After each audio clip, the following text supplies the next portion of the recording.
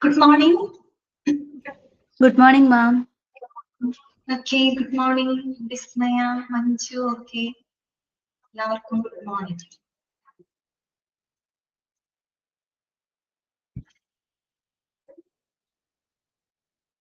Okay, Neetu. Good morning. Neha.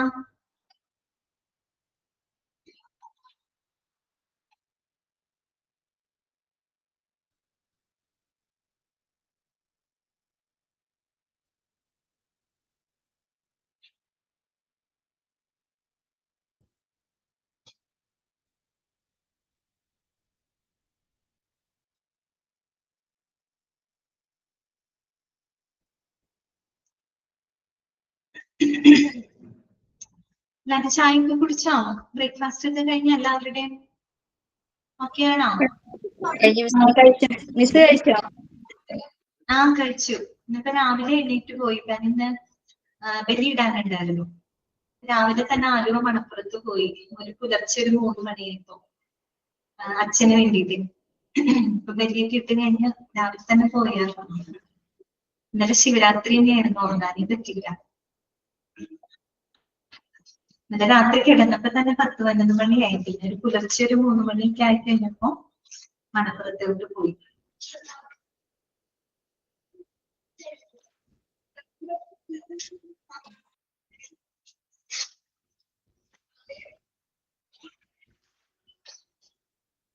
തുടങ്ങിയാലോ? ഇപ്പൊ നമുക്ക് ക്ലാസ് സ്റ്റാർട്ട് ചെയ്താലോ? ഓക്കെ. ഇങ്ങനെ ഉണ്ടായിരുന്നു 2 ദിവസം. വായിച്ചൊക്കെ നോക്കിയാ? നമ്മള് പഠിച്ച കാര്യങ്ങൾ, എടുത്ത കാര്യങ്ങളൊക്കെ വായിച്ചു നോക്കിയായിരുന്നോ എല്ലാവരും? വായിച്ചു. മനസ്സിലായോ? അത്രയും ഭാഗങ്ങളൊക്കെ ക്ലിയർ അല്ലേ എല്ലാവർക്കും? ഓക്കെയാണ്. ഇനി നമുക്ക് ബാക്കിയുള്ള ഭാഗങ്ങൾ. വളരെ എളുപ്പമുള്ള ചാപ്റ്റർ ആണ് കേട്ടോ. വലിയ ചാപ്റ്റർ ആണ് മാത്രമേ, എനിക്ക് വലിയ കാര്യങ്ങളൊന്നും പറയുന്നില്ല. ഓരോന്നിന്റെ ഫോർമാറ്റുകളും അതൊക്കെ ജസ്റ്റ് ഒന്ന് പരിചയപ്പെട്ട് പോവാം കേട്ടോ. അത്രയേ ഉള്ളൂ അതിനകത്ത്. ഓക്കെ. എനിക്ക് തോന്നുന്നു ഡിപ്ലോമയിലെ HRM-നേക്കാൾ ഈസിയാണ് PG-യിലെ HRM. പറയുന്നത് എളുപ്പമാണ്. അപ്പൊ ഓൺ മ്യൂട്ട് ചെയ്യാണ് കേട്ടോ. ക്ലാസ് സ്റ്റാർട്ട് ചെയ്യാം. സമയം കളയണ്ട.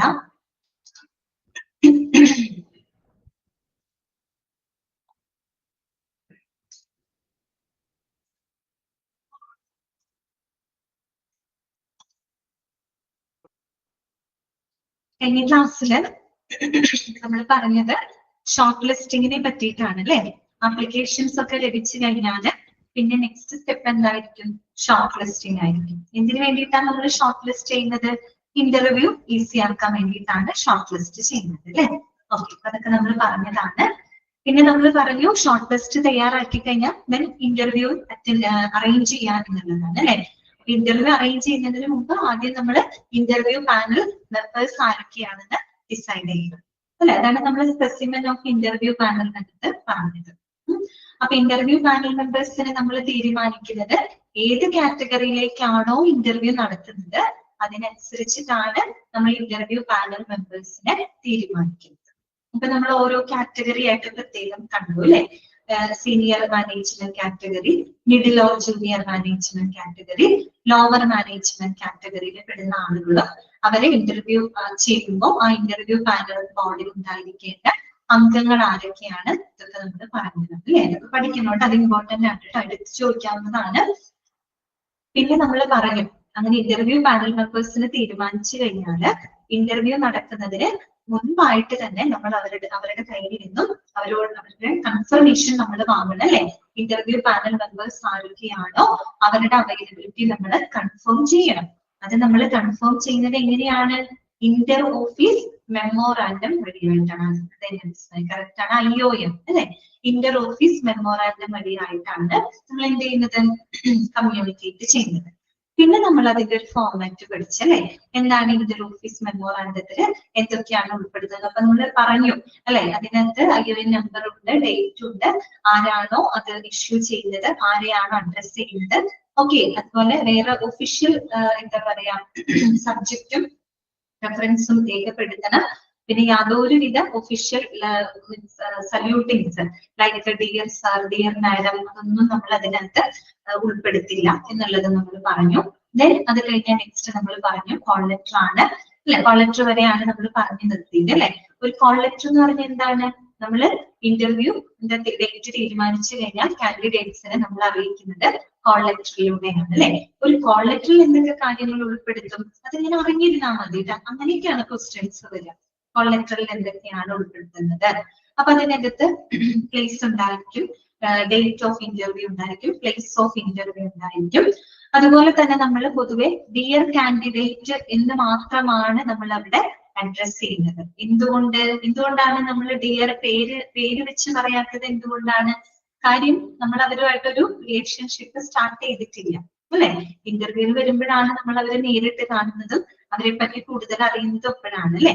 അപ്പൊ അതുവരെ നമുക്ക് അവര് സ്ട്രേഞ്ചർ ആണ്. അതുകൊണ്ട് തന്നെ നമ്മൾ ഒരിക്കലും അവരുടെ പേര് പറയില്ല. പകരം ഡിയർ കാൻഡിഡേറ്റ് എന്ന് മാത്രമാണ് അവിടെ നമ്മൾ അഡ്രസ് ചെയ്യുന്നത്. ഓക്കെ, അപ്പൊ ആ രണ്ട് കാര്യം പറഞ്ഞു. പിന്നെ ഒരു കാര്യം കൂടെ നമ്മൾ പറഞ്ഞല്ലോ, എന്തായിരുന്നു? ഇന്റർവ്യൂവിന് അവർ അറ്റൻഡ് ചെയ്യുമോ എന്നുള്ള ആ ഒരു കൺഫർമേഷന് കൂടെ നമ്മൾ അവരുടെ അടുത്ത് റിക്വസ്റ്റ് ചെയ്യുന്നുണ്ട് അല്ലെ, കോൾ ലെറ്ററിലൂടെ. കാര്യം നമ്മൾ ഇന്റർവ്യൂ നടത്താന്ന് പറയുമ്പോൾ അത്യാവശ്യം എക്സ്പെൻസീവ് ആയിട്ടുള്ള ഒരു പ്രോസസ്സാണ് കേട്ടോ ഇന്റർവ്യൂ കണ്ടക്ട് ചെയ്യുന്നത്.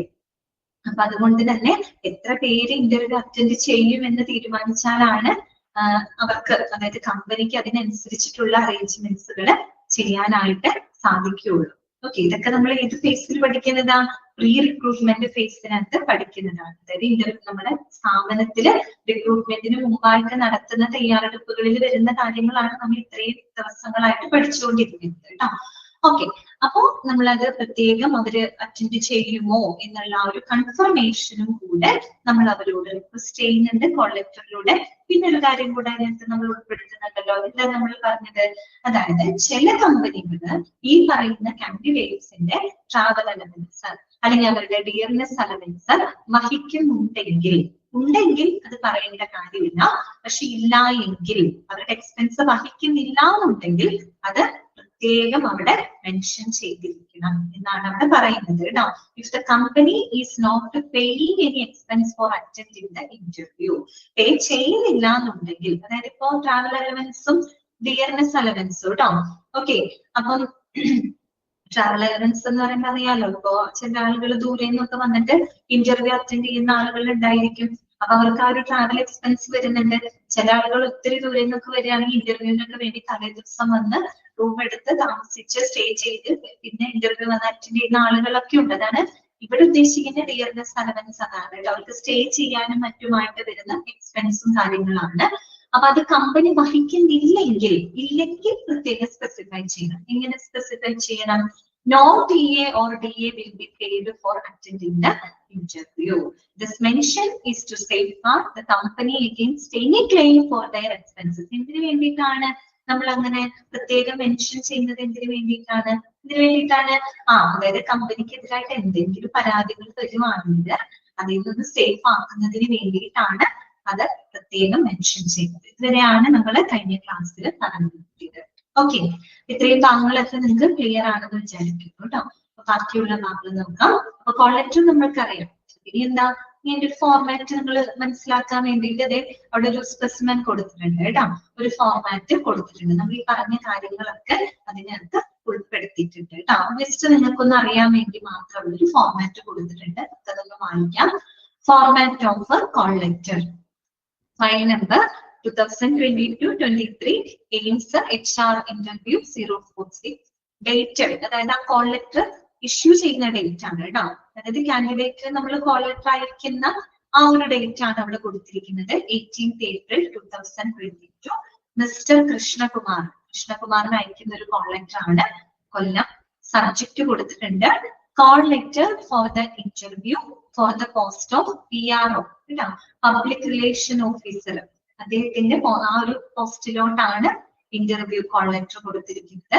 റെഫറൻസ് കൊടുത്തിട്ടുണ്ട് your resumes and subsequent short listing. Okay, നിങ്ങളുടെ റെസ്യൂം, നിങ്ങളുടെ ബയോഡാറ്റ തുടർന്നുള്ള ഷോർട്ട് ലിസ്റ്റിംഗിനെ റെഫർ ചെയ്തുകൊണ്ടാണ് ആ ഒരു കോൾ ലെറ്റർ അവർക്കായിട്ട് അയക്കുന്നത്. അപ്പൊ നോക്കൂ, ഡിയർ കാൻഡിഡേറ്റ്, ഡിയർ കാൻഡിഡേറ്റ്. കാര്യം നമ്മൾ പറഞ്ഞു അവരങ്ങനെ പേര് വെച്ച് നമ്മൾ ഒരിക്കലും അഡ്രസ് ചെയ്യില്ല, ഡിയർ കാൻഡിഡേറ്റിനെ നമ്മൾ അഡ്രസ് ചെയ്യും. ഓക്കെ, അപ്പൊ dear candidate, we are pleased to inform you that your resume has been shortlisted for the post of public relation officer. In view of the above, you are requested to appear in person for a personal interview as permission given.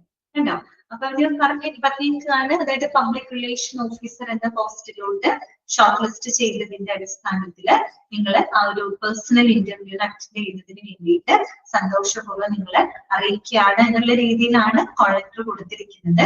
Then നമ്മൾ എന്ത് ചെയ്യുന്നു, interview നടത്തുന്ന date, place, സമയം ഇതൊക്കെ അവിടെ പ്രത്യേകം mention ചെയ്തിട്ടുണ്ട്. നമ്മൾ പറഞ്ഞു അല്ലെ, കളക്ടറിൽ എന്തൊക്കെ ഉൾപ്പെടുത്തുന്നു എന്ന് പറഞ്ഞിരുന്നു. അപ്പൊ ഡേറ്റ് എന്നാണ് നോക്കി, 28 April 2022. ടൈം പ്രത്യേകം പറഞ്ഞിട്ടുണ്ട് 10 AM.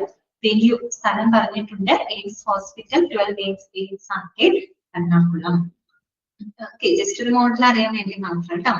പിന്നെ നോക്കൂ, you are director to bring a set of original xerox of all your original certificates and testimonials along with a recent passport size photograph while attending interview. സാധാരണ നമ്മൾ ഇന്റർവ്യൂവിനൊക്കെ പോകുമ്പോൾ ആവശ്യപ്പെടുന്ന ഒരു കാര്യമാണ് അല്ലെ, നമ്മുടെ ഒറിജിനൽ സർട്ടിഫിക്കറ്റ്സിന്റെ ഒക്കെ ഒരു ഫോട്ടോ കോപ്പീസ് കയ്യിൽ കരുതാൻ പറയും. അതോടൊപ്പം എന്തെങ്കിലും സാക്ഷ്യപത്രങ്ങളോ കാര്യങ്ങളോ ഉണ്ടെങ്കിൽ ടെസ്റ്റിമോണിയൽസ്, അതും അതിന്റെ എല്ലാം തന്നെ എന്ത് ചെയ്യണം, ഒറിജിനൽ സർട്ടിഫിക്കറ്റും അതിന്റെ കോപ്പിയും, അതുപോലെ തന്നെ ഇന്റർവ്യൂ ഒരു റീസെന്റ് ആയിട്ട് എടുത്ത പാസ്പോർട്ട് സൈസ് ഫോട്ടോഗ്രാഫും കയ്യിൽ കരുതണം എന്നാണ് അവരവിടെ പറഞ്ഞിരിക്കുന്നത്. പിന്നെ നമ്മൾ പറഞ്ഞ കാര്യമാണ് അല്ലെ, എക്സ്പെൻസ് ഡയറി ചെയ്യുന്നില്ല എന്നുണ്ടെങ്കിൽ അത് പ്രത്യേകം മെൻഷൻ ചെയ്യണം അല്ലെ. അത് നോക്കിയേ, അവിടെ എഴുതിയിട്ടുണ്ട്, no PA or DA will be paid for attending the interview. Okay, അപ്പൊ ഇന്റർവ്യൂവിന് അറ്റൻഡ് ചെയ്യാൻ വരുന്നതിന് എക്സ്പെൻസ് വേറെ ചെയ്യുന്നില്ല, കമ്പനി കൊടുക്കുന്നില്ല. അതുകൊണ്ട് തന്നെ അത് പ്രത്യേകം എന്ത് ചെയ്തിട്ടുണ്ട്, സ്പെസിഫൈ ചെയ്തിട്ടുണ്ട്. No PA or DA will be paid for attending the interview. അതിനുശേഷം എന്താണ്, please confirm your attendance per return mail. കേട്ടോ, അതും നമ്മൾ കോൾ ലെറ്ററിലൂടെ റിക്വസ്റ്റ് ചെയ്യുന്നുണ്ട് അല്ലെ. അതായത് അവര് ഇന്റർവ്യൂ അറ്റൻഡ് ചെയ്യോ ഇല്ലയോ എന്നുള്ള കാര്യം കൂടെ അവരോട് നമ്മൾ കൺഫേം ചോദിക്കുന്നുണ്ട് അല്ലെ, റിക്വസ്റ്റ് ചെയ്യുന്നുണ്ട്. So please confirm your attendance per return mail. Return mail ആയിട്ട്, മെയിൽ വഴിയായിട്ട് നിങ്ങളുടെ അറ്റൻഡൻസ് ദയവായി കൺഫേം ചെയ്യണം എന്ന് പറയുകയാണ്.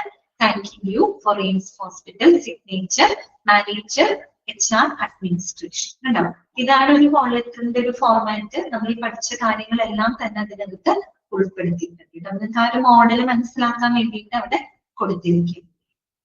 ഓക്കെ, അത് ഇനി ഓരോന്നും ഇപ്പൊ നമ്മൾ ഇന്റർ ഓഫീസ് മെമ്മോറാൻഡം പഠിക്കുമ്പോഴും, കോൾ ലെറ്റർ പഠിക്കുമ്പോഴും, ഓഫർ ഓഫ് അപ്പോയിന്റ്മെന്റ് പഠിക്കുമ്പോഴും, അതുപോലെ അപ്പോയിന്റ്മെന്റ് ഓർഡർ ഒക്കെ പഠിക്കുന്ന സമയത്ത് എന്തൊക്കെയാണ് അതിനകത്ത് ഉൾപ്പെടുത്തുന്നത് എന്നുള്ളത് എപ്പോഴും നിങ്ങളുടെ മനസ്സിലുണ്ടാവണം കേട്ടോ.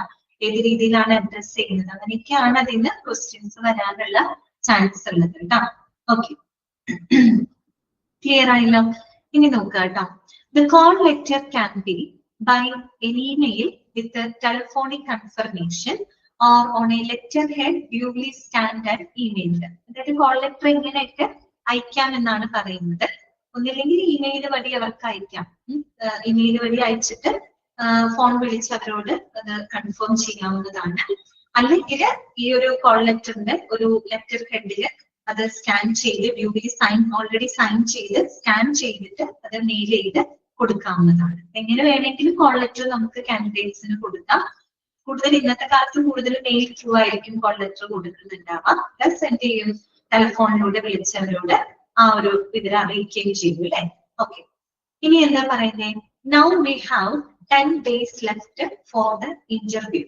In the meantime, you can finally confirm the total number of candidates who prefer to attend the interview based on their confirmation. അതിനെ തുടർന്നുള്ള കാര്യങ്ങളാണ് പിന്നീട് പറയുന്നത്. അതായത് നമ്മൾ ഈ ഒരു കോൾ ലെറ്റർ അയക്കുന്നത് ഇന്റർവ്യൂവിന് ഏകദേശം ഒരു 10-15 ദിവസം മുമ്പാണ് നമ്മൾ ഇവർക്ക് കോൾ ലെറ്ററും കാര്യങ്ങളൊക്കെ അയക്കുന്നുണ്ടാവുക. അപ്പൊ അത് അയച്ചു കഴിഞ്ഞാൽ പിന്നീട് ഒരു 10-15 ദിവസം ബാക്കി ഉണ്ടാവും, ഇന്റർവ്യൂ ഉണ്ടാവും. അപ്പൊ ആ ഒരു സമയത്തിനുള്ളിൽ നമുക്ക് എത്രത്തോളം കാൻഡിഡേറ്റ്സ് ഈ ഒരു ഇന്റർവ്യൂ അറ്റൻഡ് ചെയ്യും എന്നുള്ള ഒരു നമ്പർ നമുക്കത് കൺഫേം ചെയ്യാനായിട്ട് സാധിക്കും. നമ്മൾ കോൾ ലെറ്ററിലൂടെ അത് റിക്വസ്റ്റ് ചെയ്യുന്നുണ്ടല്ലോ, അവരുടെ അറ്റൻഡൻസ് നമ്മൾ മെയിൽ വഴി അറിയിക്കാൻ പറയുന്നുണ്ട്. അപ്പൊ ആ ഒരു ദിവസങ്ങൾക്കുള്ളിൽ നമുക്ക് എത്രത്തോളം ആളുകൾ ഈ ഒരു ഇന്റർവ്യൂ അറ്റൻഡ് ചെയ്യും എന്നുള്ള ആ ഒരു കണക്ക് നമുക്ക് ഏകദേശം കൺഫേം ചെയ്യാനായിട്ട് സാധിക്കും. ഇതാണ് അവിടെ പറയുന്നത് കേട്ടോ. പിന്നെന്താണ്, it is now the duty of the HR department to arrange the interview. അതൊന്ന് വേണമെങ്കിൽ അണ്ടർലൈൻ ചെയ്തോ, വേണമെങ്കിൽ ചോദിക്കാം നിങ്ങളോട്, ആരാണ് ഇന്റർവ്യൂ അറേഞ്ച് ചെയ്തത്? നമുക്ക് അറിയാവുന്നതാണ്, എങ്കിലും കൺഫ്യൂഷൻ വരണ്ട. HR ഡിപ്പാർട്ട്മെന്റ് നാം ഇന്റർവ്യൂ റിക്രൂട്ട്മെന്റ് കാര്യങ്ങളൊക്കെ ചെയ്യുന്നത് HR ഡിപ്പാർട്ട്മെന്റ് ആണ്. എങ്കിലും നിങ്ങൾ അതൊന്ന് അണ്ടർലൈൻ ചെയ്ത് വെച്ചോളൂ കേട്ടോ. It is now the duty of the HR department to arrange the interview. Interview arrange ചെയ്യുന്നത് ആരാണ്? HR ഡിപ്പാർട്ട്മെന്റ് ആണ്. ഇനി എങ്ങനെയാണ് നമ്മൾ ഈ ഇന്റർവ്യൂ അറേഞ്ച് ചെയ്യുന്നത്? ഇന്റർവ്യൂ അറേഞ്ച് ചെയ്യുന്നെന്ന് പറഞ്ഞു അല്ലെ, അതിനകത്ത് ഒരുപാട് കാര്യങ്ങളുണ്ട്, അതിനെ പറ്റിയിട്ടാണ് ബാക്കി ഇത് പറയുന്നത് കേട്ടോ. നോക്കുക, the interview panel board should be kept and arranged in a professional way to get a first impression of the precious interview panel. അപ്പൊ ഇന്റർവ്യൂ പാനൽ ബോർഡ് അതെപ്പോഴും എന്താണ്, നമ്മൾ വളരെ പ്രൊഫഷണൽ രീതിയിലായിരിക്കണം നമ്മളത് അറേഞ്ച് ചെയ്യേണ്ടത്. അതായത് ആ ഒരു ഇന്റർവ്യൂ പാനലിനെ കാണുമ്പോൾ തന്നെ നമുക്കൊരു ഇംപ്രഷൻ തോന്നുന്നത് അല്ലെ. ഓക്കെ, അപ്പൊ ആ ഒരു ഇംപ്രഷൻ തോന്നുന്ന രീതിയിൽ വളരെ പ്രൊഫഷണൽ രീതിയിലായിരിക്കണം നമ്മൾ ആ ഒരു ഇന്റർവ്യൂ പാനൽ ബോർഡ് അറേഞ്ച് ചെയ്യേണ്ടത്. ഓക്കെ, പിന്നെയോ the board room or the chairmans cabin based on the category of the interview can be arranged well in advance systematically. അതെ, അറിയാലോ, അതായത് ഏത് കാറ്റഗറിയിലേക്കാണോ ഇന്റർവ്യൂ കണ്ടക്ട് ചെയ്യുന്നത് അതിനനുസരിച്ച് നമ്മൾ എന്ത് ചെയ്യണം, ആ ഒരു ഇന്റർവ്യൂ ബോർഡ് റൂം, ചെയർമാന്റെ ക്യാബിൻ, അതൊക്കെ നമ്മൾ അഡ്വാൻസ്ഡ് ആയിട്ട് തന്നെ മുൻകൂട്ടി തന്നെ അത് വളരെ സിസ്റ്റമാറ്റിക് ആയിട്ട് എന്ത് ചെയ്തിരിക്കണം, അറേഞ്ച് ചെയ്തിരിക്കണം. Okay, it is ornamental to display our expertise that the name of the panel members on the dais of the interview to be displayed on their table, preferably with a white cloth and a flower vase to have a pleasing appearance. അതായത് നമ്മളൊരു interview panel ഉണ്ടല്ലോ, ആ interview board എങ്ങനെ arrange ചെയ്യണം എന്നുള്ളതാണ് അവിടെ പറയുന്നത് കേട്ടോ. അപ്പോ നമ്മള് ഇന്റർവ്യൂ പാനൽ മെമ്പേഴ്സിന്റെ പേരുകള്, ആരാണ് ചെയർമാൻ ആണെങ്കിൽ ചെയർമാൻ, ആ പോസ്റ്റ് എഴുതുക, അദ്ദേഹത്തിന്റെ പേര്. അതുപോലെ ഇപ്പൊ HR മാനേജർ ആണെങ്കിൽ അദ്ദേഹത്തിന്റെ പേര്, അദ്ദേഹത്തിന്റെ പൊസിഷൻ പേര്, അങ്ങനെ അവരുടെ ആ ഒരു ഡയസില് അവരുടെ പേര് ഡിസ്പ്ലേ ചെയ്യുന്നത് കുറേയും കൂടെ നല്ലതായിരിക്കും. എന്ന് വെച്ചാൽ നമ്മളൊരു പ്രൊഫഷണൽ രീതിയിലോട്ട് മാറാൻ വേണ്ടിയിട്ടാണ് അങ്ങനെ ഡിസ്പ്ലേ ചെയ്യുന്നത്, നല്ലതായിരിക്കും. അതോടൊപ്പം തന്നെ ഒരു വൈറ്റ് ക്ലോത്ത്, നല്ലൊരു കളറില്ലേ വൈറ്റ്, ഓക്കെ, അപ്പം ഈ വൈറ്റ് ക്ലോത്ത് ഉപയോഗിക്കാം, ഒരു ഫ്ലവർ വേസ് വെക്കാം, ഇതൊക്കെ ഒരു പ്രൊഫഷണൽ ടച്ച് കൊടുക്കുമെന്നാണ് പറയുന്നത്. ആ ഒരു രീതിയിൽ ഒരു പ്രൊഫഷണൽ രീതിയിലായിരിക്കണം നമ്മൾ ആ ഒരു ഇന്റർവ്യൂ പാനൽ ബോർഡ് സെറ്റ് ചെയ്യുന്നത് കേട്ടോ. ഓക്കെ, സിസ്റ്റർ അറേഞ്ച്മെന്റ് എങ്ങനെയായിരിക്കണം എന്നാണ് പറയുന്നത്. അതുപോലെ തന്നെ necessary drinking water, seating arrangement, tea and refreshments can also be arranged to make it more professional. പിന്നെ എന്താണ്, ഡ്രിങ്കിങ് വാട്ടർ. ഇപ്പൊ നിങ്ങൾ ഇന്റർവ്യൂവിനൊക്കെ മുന്നൊക്കെ നിങ്ങൾ എപ്പോഴെങ്കിലൊക്കെ ഇന്റർവ്യൂവിന് അറ്റൻഡ് ചെയ്തിട്ടുണ്ടെങ്കിൽ അറിയാൻ പറ്റും, ചെറിയൊരു കുപ്പിയിലൊക്കെ വെള്ളവും അതുപോലെ മറ്റേ ടിഷ്യൂ അങ്ങനെയുള്ള സംഭവങ്ങളൊക്കെ അവിടെ ഉണ്ടായിരിക്കും അല്ലെ. ഓക്കെ, അത്തരത്തിലുള്ള ഡ്രിങ്കിങ് വാട്ടർ, മറ്റ് സീറ്റിംഗ് അറേഞ്ച്മെന്റ്സുകളെല്ലാം തന്നെ എന്താണ്, ഒരു പ്രൊഫഷണൽ ഒരു ലുക്ക് അല്ലെങ്കിൽ ഒരു പ്രൊഫഷണൽ വേ അവർക്ക് പ്രൊവൈഡ് ചെയ്യുമെന്നാണ് പറയുന്നത് കേട്ടോ. Okay. The front office or the reception area and its related staff members should be intimated regarding the commencement of the interview. അതുപോലെ നമ്മൾ ഫ്രണ്ട് ഓഫീസ് അഥവാ റിസപ്ഷൻ ഏരിയയില് സ്റ്റാഫ് മെമ്പേഴ്സിനോട് നമ്മൾ ഈ ഒരു ഇന്റർവ്യൂവിനെ പറ്റിയിട്ട് അവരുടെ അടുത്ത് ഇന്റിമേറ്റ് ചെയ്തിരിക്കണം. കാരണം കാൻഡിഡേറ്റ് ഫസ്റ്റ് വരുന്നത് റിസപ്ഷൻ ഏരിയയിലോട്ടാണ് അല്ലെ, ഫ്രണ്ട് ഓഫീസിലോട്ടാണ് അവർ ആദ്യം വരുന്നത്. അവർ വരുന്ന സമയത്ത് അവരെ കറക്റ്റ് ആയിട്ട് ഡയറക്ട് ചെയ്ത് വിടണം. അപ്പൊ അതുകൊണ്ട് തന്നെ റിസപ്ഷൻ ഏരിയയിൽ അല്ലെങ്കിൽ ഫ്രണ്ട് ഓഫീസിലെ സ്റ്റാഫ് മെമ്പേഴ്സിനോട് ഇന്റർവ്യൂവിനെ പറ്റി നേരത്തെ തന്നെ അവരോട് ഇന്റിമേറ്റ് ചെയ്തിരിക്കണം. ഓക്കെ, പിന്നെ അടുത്തൊരു കാര്യം എന്താണ് പറയുന്നത്, a universal application form consisting of columns to be filled in such a post applied for name, age, address, qualification, experience, last salary drawn, expected salary, joining time required with a space for affixing the photograph to be kept ready while induction of a new member. ഇനി അതിന് പുറമെ ഒരു application form കൂടെ നമ്മൾ അവിടെ ലഭ്യമാക്കിയിരിക്കണം. അതൊരു universal application form ആണെന്നാണ്. ഇതുകൊണ്ട് യൂണിവേഴ്സൽ ആപ്ലിക്കേഷൻ ഫോം എന്ന് പറയാൻ കാരണം അത് വേറൊന്നുകൊണ്ടല്ല, ആ ഒരു ആപ്ലിക്കേഷൻ ഫോമിന് ഒരു സ്റ്റാൻഡർഡൈസ്ഡ് ആയിട്ടുള്ള ഒരു ഫോർമാറ്റ് ഉണ്ട്. ഓക്കെ, ഇപ്പൊ ഇന്റർവ്യൂ ഒക്കെ എപ്പോഴെങ്കിലും അറ്റൻഡ് ചെയ്തിട്ടുള്ള ആളുകൾക്ക് അറിയാൻ പറ്റും. നമ്മൾ ഇന്റർവ്യൂവിന് പോകുന്ന സമയത്ത് നമ്മൾ ഇന്റർവ്യൂ പാനൽ ബോർഡിലോട്ട് പോകുന്നതിന് മുമ്പായിട്ട് നമ്മളോട് ചെയ്യുമ്പോൾ തന്നെ ചിലപ്പോൾ ഒരു ആപ്ലിക്കേഷൻ ഫോം തരാറുണ്ട്. എല്ലാ കമ്പനിയിലും ഉണ്ടാകുന്നില്ല കേട്ടോ. ചില കമ്പനികളിൽ നിന്നൊക്കെ നമ്മൾ പോകുന്ന സമയത്ത് ഒരു ആപ്ലിക്കേഷൻ ഫോം നമുക്ക് തരും. അതിനകത്ത് നമ്മുടെ പേര്, നമ്മുടെ വയസ്സ്, നമ്മുടെ ക്വാളിഫിക്കേഷൻ, നമ്മുടെ എക്സ്പീരിയൻസ്, മുന്നേ എവിടെയെങ്കിലും ജോലി ചെയ്തിട്ടുണ്ടെങ്കിൽ സാലറി, നമ്മൾ ഇവിടെ നിന്ന് എക്സ്പെക്ട് ചെയ്യുന്ന സാലറി എത്രയാണ്, അതുപോലെ തന്നെ ജോയിനിങ് ടൈം, ഇപ്പൊ നമുക്ക് ഈ ഒരു സ്ഥാപനത്തിൽ ജോയിൻ ചെയ്യാൻ സാധിക്കും. ചിലതിൽ നമ്മുടെ ഫോട്ടോ കൂടെ ഫിക്സ് ചെയ്യാനുള്ള ഒരു സ്പേസ് ഉണ്ടാവും. അപ്പൊ അങ്ങനെ ഒരു ആപ്ലിക്കേഷൻ ഫോം നമ്മൾ ഇന്റർവ്യൂവിന് മുമ്പായിട്ട് ഫില്ല് ചെയ്ത് കൊടുക്കേണ്ടതായിട്ട് ഫില്ല് ചെയ്തിട്ട് അവർ മേടിച്ചിട്ട് എന്ത് ചെയ്യുന്നറിയോ, ഇന്റർവ്യൂ പാനൽ ബോർഡ് അവിടെ കൊണ്ട് കൊടുക്കുകയാണ് ചെയ്യുന്നത്. അപ്പൊ അവർക്ക് നമ്മൾ എത്തുന്നതിന് മുൻപേ തന്നെ നമ്മുടെ കുറെ ഒരു വിവരങ്ങള് ഇന്റർവ്യൂ പാനൽ മെമ്പേഴ്സിന് ആ ഒരു ആപ്ലിക്കേഷൻ ഫോമിലൂടെ അവർക്ക് മനസ്സിലാക്കാനായിട്ട് സാധിക്കും. ഓക്കെ, അപ്പൊ അതാണ് പറയുന്നത്. എപ്പോഴെങ്കിലും അങ്ങനെ ഒരു എക്സ്പീരിയൻസ് ഉണ്ടായിട്ടുണ്ടോ? എപ്പോഴെങ്കിലൊക്കെ ഇന്റർവ്യൂവിന് പോയിട്ടുണ്ടെങ്കിൽ അറിയുന്നുണ്ടാവും ഇല്ലേ? ഓക്കെ കേട്ടോ. അങ്ങനെ ഒരു സംഭവം ഉണ്ട്. എല്ലാ കമ്പനിയിൽ ഉണ്ടാവണമെന്നില്ല കേട്ടോ. ചില കമ്പനികളിലൊക്കെ ഉണ്ടാവാറുള്ളൂ ഈ ആപ്ലിക്കേഷൻ ഫോം കൊടുക്കുന്നത് കേട്ടോ. ഓക്കെ, അപ്പൊ നോക്കാം, അതൊരു യൂണിവേഴ്സൽ ആപ്ലിക്കേഷൻ ഫോം എന്ന് പറയാൻ വേറെ ഒന്നുകൊണ്ടല്ല, അതിലൊരു സ്റ്റാൻഡർഡൈസ്ഡ് ആയിട്ടുള്ള ഒരു ഫോർമാറ്റ് ഉണ്ട് കേട്ടോ. അതുകൊണ്ടാണ്. So A universal application form എന്തൊക്കെ കാര്യങ്ങളാണ് എന്നിട്ട് ഉണ്ടാവാം?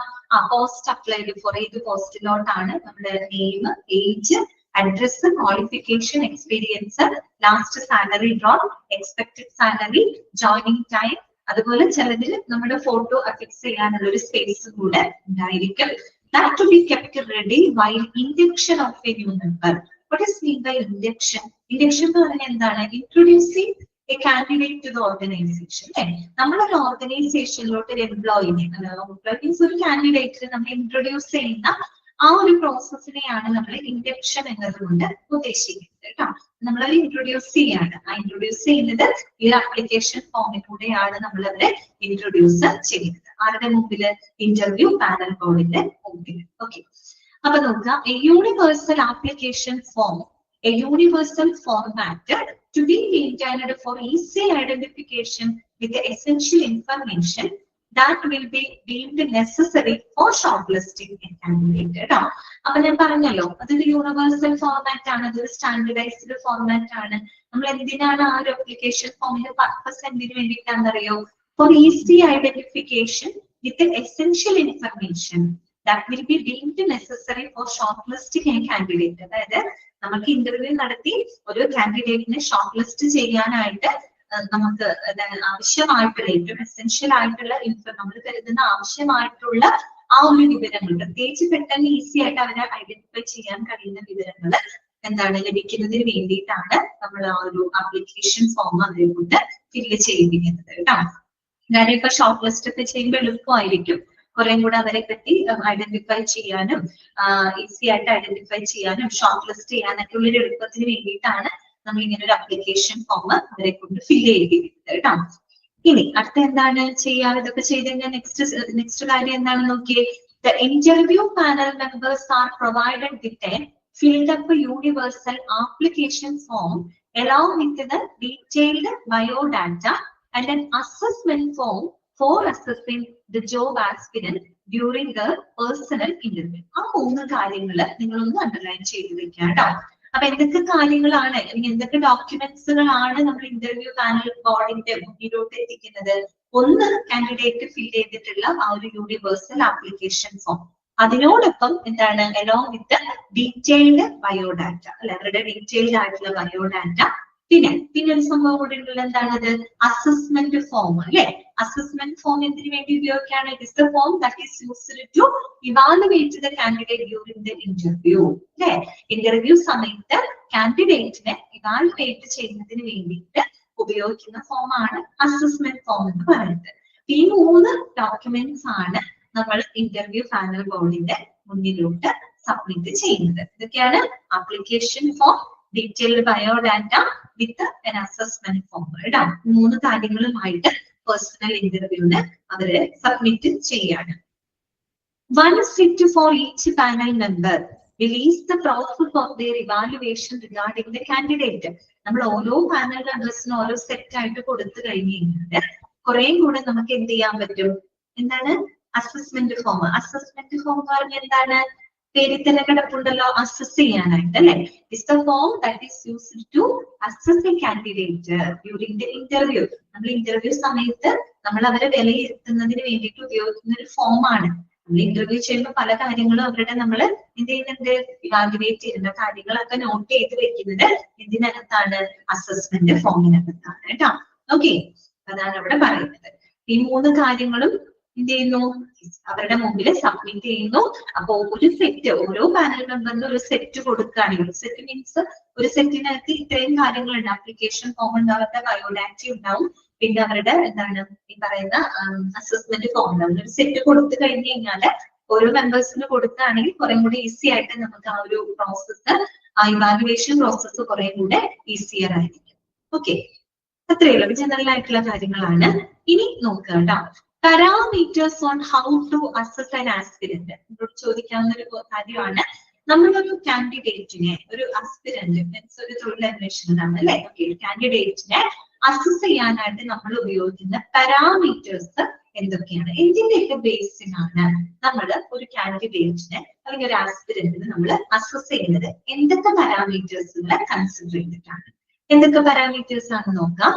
An aspirant can be interviewed in many ways.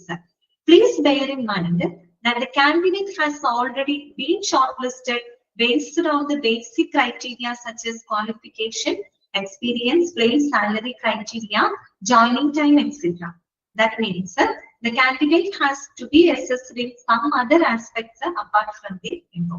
Okay, അതായത് നമുക്കറിയാം പല രീതിയിൽ നമുക്കൊരു കാൻഡിഡേറ്റിനെ ഇന്റർവ്യൂ ചെയ്യും. പല കാര്യങ്ങളെയും ബേസ് ചെയ്തുകൊണ്ട് നമുക്ക് അവരെ അസസ് ചെയ്യാം.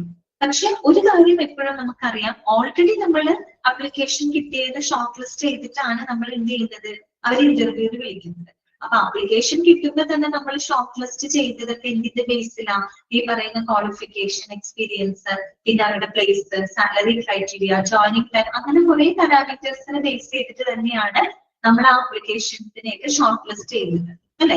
അപ്പൊ പിന്നീട് നമ്മൾ ആ പാരാമീറ്റേഴ്സ് വീണ്ടും അവിടെ അക്സസ് ചെയ്യേണ്ട കാര്യമില്ല. അതിനെ ബേസ് ചെയ്തിട്ടാണ് നമ്മൾ ഷോർട്ട് ലിസ്റ്റ് ചെയ്തത്.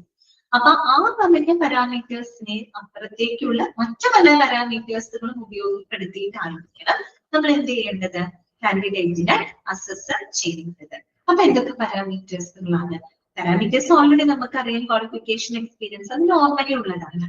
പക്ഷെ അതിന് പുറമെ മറ്റെന്തൊക്കെ പാരാമീറ്റേഴ്സുകൾ കൺസിഡർ ചെയ്യാം എന്നാണ് ആ പോയിന്റ് ആയിട്ട് അവിടെ കൊടുത്തിരിക്കുന്നത്. അപ്പൊ അത് നിങ്ങൾ നോട്ട് ചെയ്ത് വെക്കുന്നു കേട്ടോ. The following aspects have to be considered. Assessment will be based mainly on certain parameters. ഈ പോയിന്റുകൾ ഒന്ന് മനസ്സിലാക്കി വെക്കാം. എന്തൊക്കെ പാരാമീറ്റേഴ്സിനെ ബേസ് ചെയ്തിട്ടാണ് അസസ്മെന്റ് നടത്തുന്നതെന്ന് ചോദിച്ചാൽ എന്തൊക്കെയാണ്? പേഴ്സണാലിറ്റി അല്ലെ, ഒരു ഇന്റർവ്യൂവിന് പോകുന്ന സമയത്ത് അവർ എന്ത് ചെയ്യുന്നുണ്ട്? പേഴ്സണാലിറ്റി അസസ് ചെയ്യുന്നുണ്ട് അല്ലെ. പേഴ്സണാലിറ്റി, അതുപോലെ അപ്പിയറൻസ് നോക്കുക. അതുകൊണ്ടാണ് നമ്മൾ ഇപ്പോൾ വെൽ ഡ്രസ്ഡ് ആയിട്ട് ഇന്റർവ്യൂവിന് പോകണമെന്ന് പറയുന്നത് അല്ലെ. പേഴ്സണൽ, നമ്മുടെ ഡ്രസ്സിംഗ് സ്റ്റൈല് അല്ലെ, അതാണ് നമ്മുടെ അപ്പിയറൻസിലൂടെ കുറെയൊക്കെ നമുക്ക് നമ്മുടെ ഒരാളുടെ പേഴ്സണാലിറ്റി നമുക്ക് മെഷർ ചെയ്യാൻ പറ്റും അല്ലെ, മനസ്സിലാക്കാൻ പറ്റും. സോ പേഴ്സണാലിറ്റി, അപ്പിയറൻസ്, പിന്നെ അവരുടെ ബോഡി ലാംഗ്വേജ്, ഐ കോണ്ടാക്ട് അല്ല, അതൊക്കെ ഒരു ഇമ്പോർട്ടന്റ് ആണ്. കുറേ സൈക്കോളജിക്കൽ ആയിട്ടുള്ള കാര്യങ്ങളൊക്കെ അതിനകത്ത് വരുന്നുണ്ട് അല്ലെ. ഇപ്പോഴും നമ്മൾ ഒരാളുടെ അടുത്ത് സംസാരിക്കുന്ന സമയത്ത് അവരുടെ കണ്ണുകളിൽ നോക്കി സംസാരിക്കണം അല്ലെ. ഐ കോണ്ടാക്ട് എപ്പോഴും കീപ്പ് ചെയ്യണം. ഐ കോണ്ടാക്ട് കീപ്പ് ചെയ്യുന്നത് ഒരു കോൺഫിഡൻസിന്റെ ലക്ഷണമാണ് അല്ലെ. കോൺഫിഡൻസ് ഇല്ലാതെ വരുമ്പോഴാണ് നമ്മൾ അവിടെ ഇവിടെയൊക്കെ നോക്കിയിട്ട് സംസാരിക്കേണ്ടത് അല്ലെ. എന്ത് കാര്യം സംസാരിക്കുമ്പോഴും ഐ കോണ്ടാക്ട് മെയിൻറ്റെയിൻ ചെയ്യാനായിട്ട് നോക്കുക. ഇതൊക്കെ ഇന്റർവ്യൂവിന്റെ ഭാഗങ്ങളാണ് അല്ലെ. ഐ കോണ്ടാക്ട്, അതുപോലെ കമ്മ്യൂണിക്കേഷൻ, ഇന്റഗ്രിറ്റി. ഇന്റഗ്രിറ്റി എന്ന് പറയുമ്പോൾ ഇവിടെ എന്താ ഉദ്ദേശിക്കുന്നത്? ഇന്റഗ്രിറ്റി എന്ന് പറയുമ്പോൾ അതായത് വളരെ ഓണസ്റ്റ് ആയിട്ട്, ട്രാൻസ്പാരന്റ് ആയിട്ട് വളരെ ട്രസ്റ്റ് വർത്തിയായിട്ട് ബിഹേവ് ചെയ്യാന്നുള്ളതാണ് അല്ലെ. നമ്മള് കാര്യങ്ങൾ അങ്ങനെ പോളിഷ് ചെയ്ത് പറയില്ല, നമ്മൾ എന്താണോ അത് സത്യസന്ധമായിട്ട് ഓണസ്റ്റ് ആയിട്ട് സംസാരിക്കാന്നുള്ളതാണ് അല്ലെ. അതാണ് നമ്മുടെ ഇവിടെ ഉദ്ദേശിക്കുന്ന ഇന്റഗ്രിറ്റി എന്താണ് കേട്ടോ. ഓണസ്റ്റ് ആയിട്ടാണ്, അതായത് വളരെ ട്രസ്റ്റ് വർത്തിയായിട്ട് ട്രാൻസ്പാരന്റ് ആയിട്ട് കാര്യങ്ങൾ സംസാരിക്കാം. പിന്നെ സ്മാർട്ട് ആയിട്ട്, സ്മാർട്ട്നെസ് എന്ന് പറയുമ്പോൾ അങ്ങനെയല്ല, അതായത് സ്മാർട്ട് ആവണം, പക്ഷെ ഓവർ സ്മാർട്ട് ആവാൻ പാടില്ല. നമ്മൾ എന്ത് കാര്യം പറയുമ്പോഴും സത്യസന്ധമായിട്ട് ഓണസ്റ്റ് ആയിട്ട് സംസാരിക്കുക, ട്രാൻസ്പാരന്റ് ആയിട്ട് നമ്മൾ സംസാരിക്കാനായിട്ട് ശ്രമിക്കുക കേട്ടോ. പിന്നെ ആറ്റിറ്റ്യൂഡ്, റെസ്പോൺസ് ടു ക്വസ്റ്റ്യൻസ്, നമ്മൾ ചോദിക്കുന്ന ക്വസ്റ്റ്യൻസിനോട് അവരുടെ റെസ്പോൺസ്, ഇതൊക്കെ വെച്ചിട്ടാണ് നമ്മൾ ഇന്റർവ്യൂവിൽ ഒരാളെ അസസ് ചെയ്യുന്നത് അല്ലെ. നമ്മളൊരു ഇന്റർവ്യൂവിന് പോകുന്ന സമയത്ത് അവര് സബ്ജക്റ്റിനെ പറ്റി മാത്രമാവില്ലേ ചോദിക്കുക അല്ലെ. സബ്ജക്റ്റിനെ പറ്റി ചോദിക്കുമ്പോൾ നമുക്ക് ചിലതിന് ആൻസർ ചെയ്യാൻ പറ്റും, ചിലർക്ക് പറ്റില്ല എന്ന് വരാം. പക്ഷെ നമ്മള് അവിടെ അവര് കൂടുതൽ മെഷർ ചെയ്യുന്നത് നമ്മുടെ ഒരു ആറ്റിറ്റ്യൂഡാണ്. നമ്മൾ എങ്ങനെ ആ ഒരു ചോദ്യത്തിന് നമ്മൾ എങ്ങനെ റെസ്പോണ്ട് ചെയ്യുന്നു. നമ്മൾ ചില കാര്യങ്ങൾ അറിയില്ലെങ്കിൽ അറിയില്ല എന്ന് തന്നെ പറയാം, അല്ലെങ്കിൽ അറിയാവുന്ന കാര്യങ്ങൾ എന്താണെന്ന് വെച്ചാൽ കോൺഫിഡന്റ് ആയിട്ട് പറയാനുള്ളതാണ്. ഓക്കെ, പിന്നെ നമ്മൾ എന്ത് സംസാരിക്കുന്നു ചിലപ്പോ അതിനായിരിക്കും നെക്സ്റ്റ് ക്വസ്റ്റ്യൻ അവര് നമ്മളുടെ അടുത്ത് ചോദിക്കുന്നത്. പിടിച്ചു നിൽക്കാനുള്ള ഒരാളാണ് തന്നെ. ഓക്കെ, അപ്പൊ റെസ്പോൺസ് ടു ക്വസ്റ്റ്യൻസ്, പിന്നെ ക്യാരക്ടർ, പിന്നെന്താണ് ബിഹേവിയർ, പിന്നെ കോൺഫിഡൻസ്, അപ്രോച്ച്, ടെക്നിക്കൽ നോളജ്. ഇന്നത്തെ കാലത്ത് അത്യാവശ്യം ഏറ്റവും വേണ്ട ഒരു കാര്യമാണ് അല്ലെ ടെക്നിക്കൽ നോളജ്. പിന്നെ practical knowledge. Practical knowledge is very important ആണ് അല്ലെ. നമ്മൾ തിയററ്റിക്കലായിട്ട് കുറെ കാര്യങ്ങളൊക്കെ പഠിക്കും, അതൊക്കെ ഓക്കെയാണ്. പക്ഷെ നമുക്ക് ഇത് പ്രാക്ടിക്കലായിട്ട് അപ്ലൈ ചെയ്യാനുള്ളൊരു കഴിവുണ്ടെങ്കിലേ നമുക്ക് സക്സസ് ആവാനായിട്ട് പറ്റുള്ളൂ അല്ലെ. ഓക്കെ, ഇപ്പൊ പ്രാക്ടിക്കൽ നോളജ് ഇതൊക്കെ നമ്മൾ നേരത്തെ പറയാത്ത പാരാമീറ്റേഴ്സ് ആണ്. ഇത് ഇത്തരം ഈ പറയുന്ന പാരാമീറ്റേഴ്സുകളൊക്കെ ഉപയോഗപ്പെടുത്തിക്കൊണ്ട് നമുക്ക് എന്ത് ചെയ്യാൻ പറ്റും, കാൻഡിഡേറ്റിനെ അസസ് ചെയ്യാനായിട്ട് സാധിക്കും. നിങ്ങളോട് ചോദിക്കാം കേട്ടോ, ഒരു കാൻഡിഡേറ്റിനെ അസസ് ചെയ്യാനായിട്ട് ഉപയോഗിക്കുന്ന പാരാമീറ്റേഴ്സുകൾ ഏതൊക്കെയാണ് എന്ന് ചോദിക്കുമ്പോൾ ഇതൊക്കെ നിങ്ങൾ ഒന്ന് വായിച്ച് മനസ്സിലാക്കിയിരിക്കുക കേട്ടോ. Personality, appearance, body language, eye contact, communication, integrity, attitude and response to questions, character, behavior, confidence, approach, technical knowledge and practical knowledge. Okay, the HR manager can at his liberty add more parameters for assessment based on the category of the required, and this enables the HRM or the interview panel to assess and procure the real candidate. അപ്പോ നമുക്കറിയാലോ interview conduct ചെയ്തത് HR department ആണ്. നമ്മൾ ഈ പറയുന്ന പാരാമീറ്റേഴ്സിനേക്കാളും ഉപരി കൂടുതൽ പാരാമീറ്റേഴ്സുകൾ add ചെയ്യാനുള്ള ഒരു സ്വാതന്ത്ര്യം ആർക്കുണ്ട്, HR മാനേജർക്ക് ഉണ്ട്. അദ്ദേഹത്തിന് അതിനുള്ള ലിബർട്ടി ഉണ്ട് കേട്ടോ. ഇനിയും കൂടുതൽ പാരാമീറ്റേഴ്സുകൾ ഉൾപ്പെടുത്തണമെന്നുണ്ടെങ്കിൽ HR മാനേജർക്ക് അതിനുള്ളൊരു റൈറ്റ് ഉണ്ട്, അതിനുള്ളൊരു സ്വാതന്ത്ര്യം അവർക്കുണ്ട്. കൂടുതൽ അസസ്മെന്റിന് വേണ്ടി കൂടുതൽ പാരാമീറ്റേഴ്സ് വേണമെങ്കിൽ അവർക്ക് ആഡ് ചെയ്യാവുന്നതാണ്. അപ്പൊ നമ്മൾ ഇങ്ങനെ കൂടുതൽ പാരാമീറ്റേഴ്സ് ഉപയോഗിച്ച് നമ്മൾ ഒരാളെ അസസ് ചെയ്യുന്നതിലൂടെ HR അല്ലെങ്കിൽ ഇന്റർവ്യൂ പാനലില് കുറെ കൂടെ റിയൽ ടാലന്റഡ് ആയിട്ടുള്ള ആളുകളെ കണ്ടെത്താനും വിലയിരുത്താനും സാധിക്കുമെന്നാണ് പറയുന്നത്. ഓക്കെ, മനസ്സിലായോ?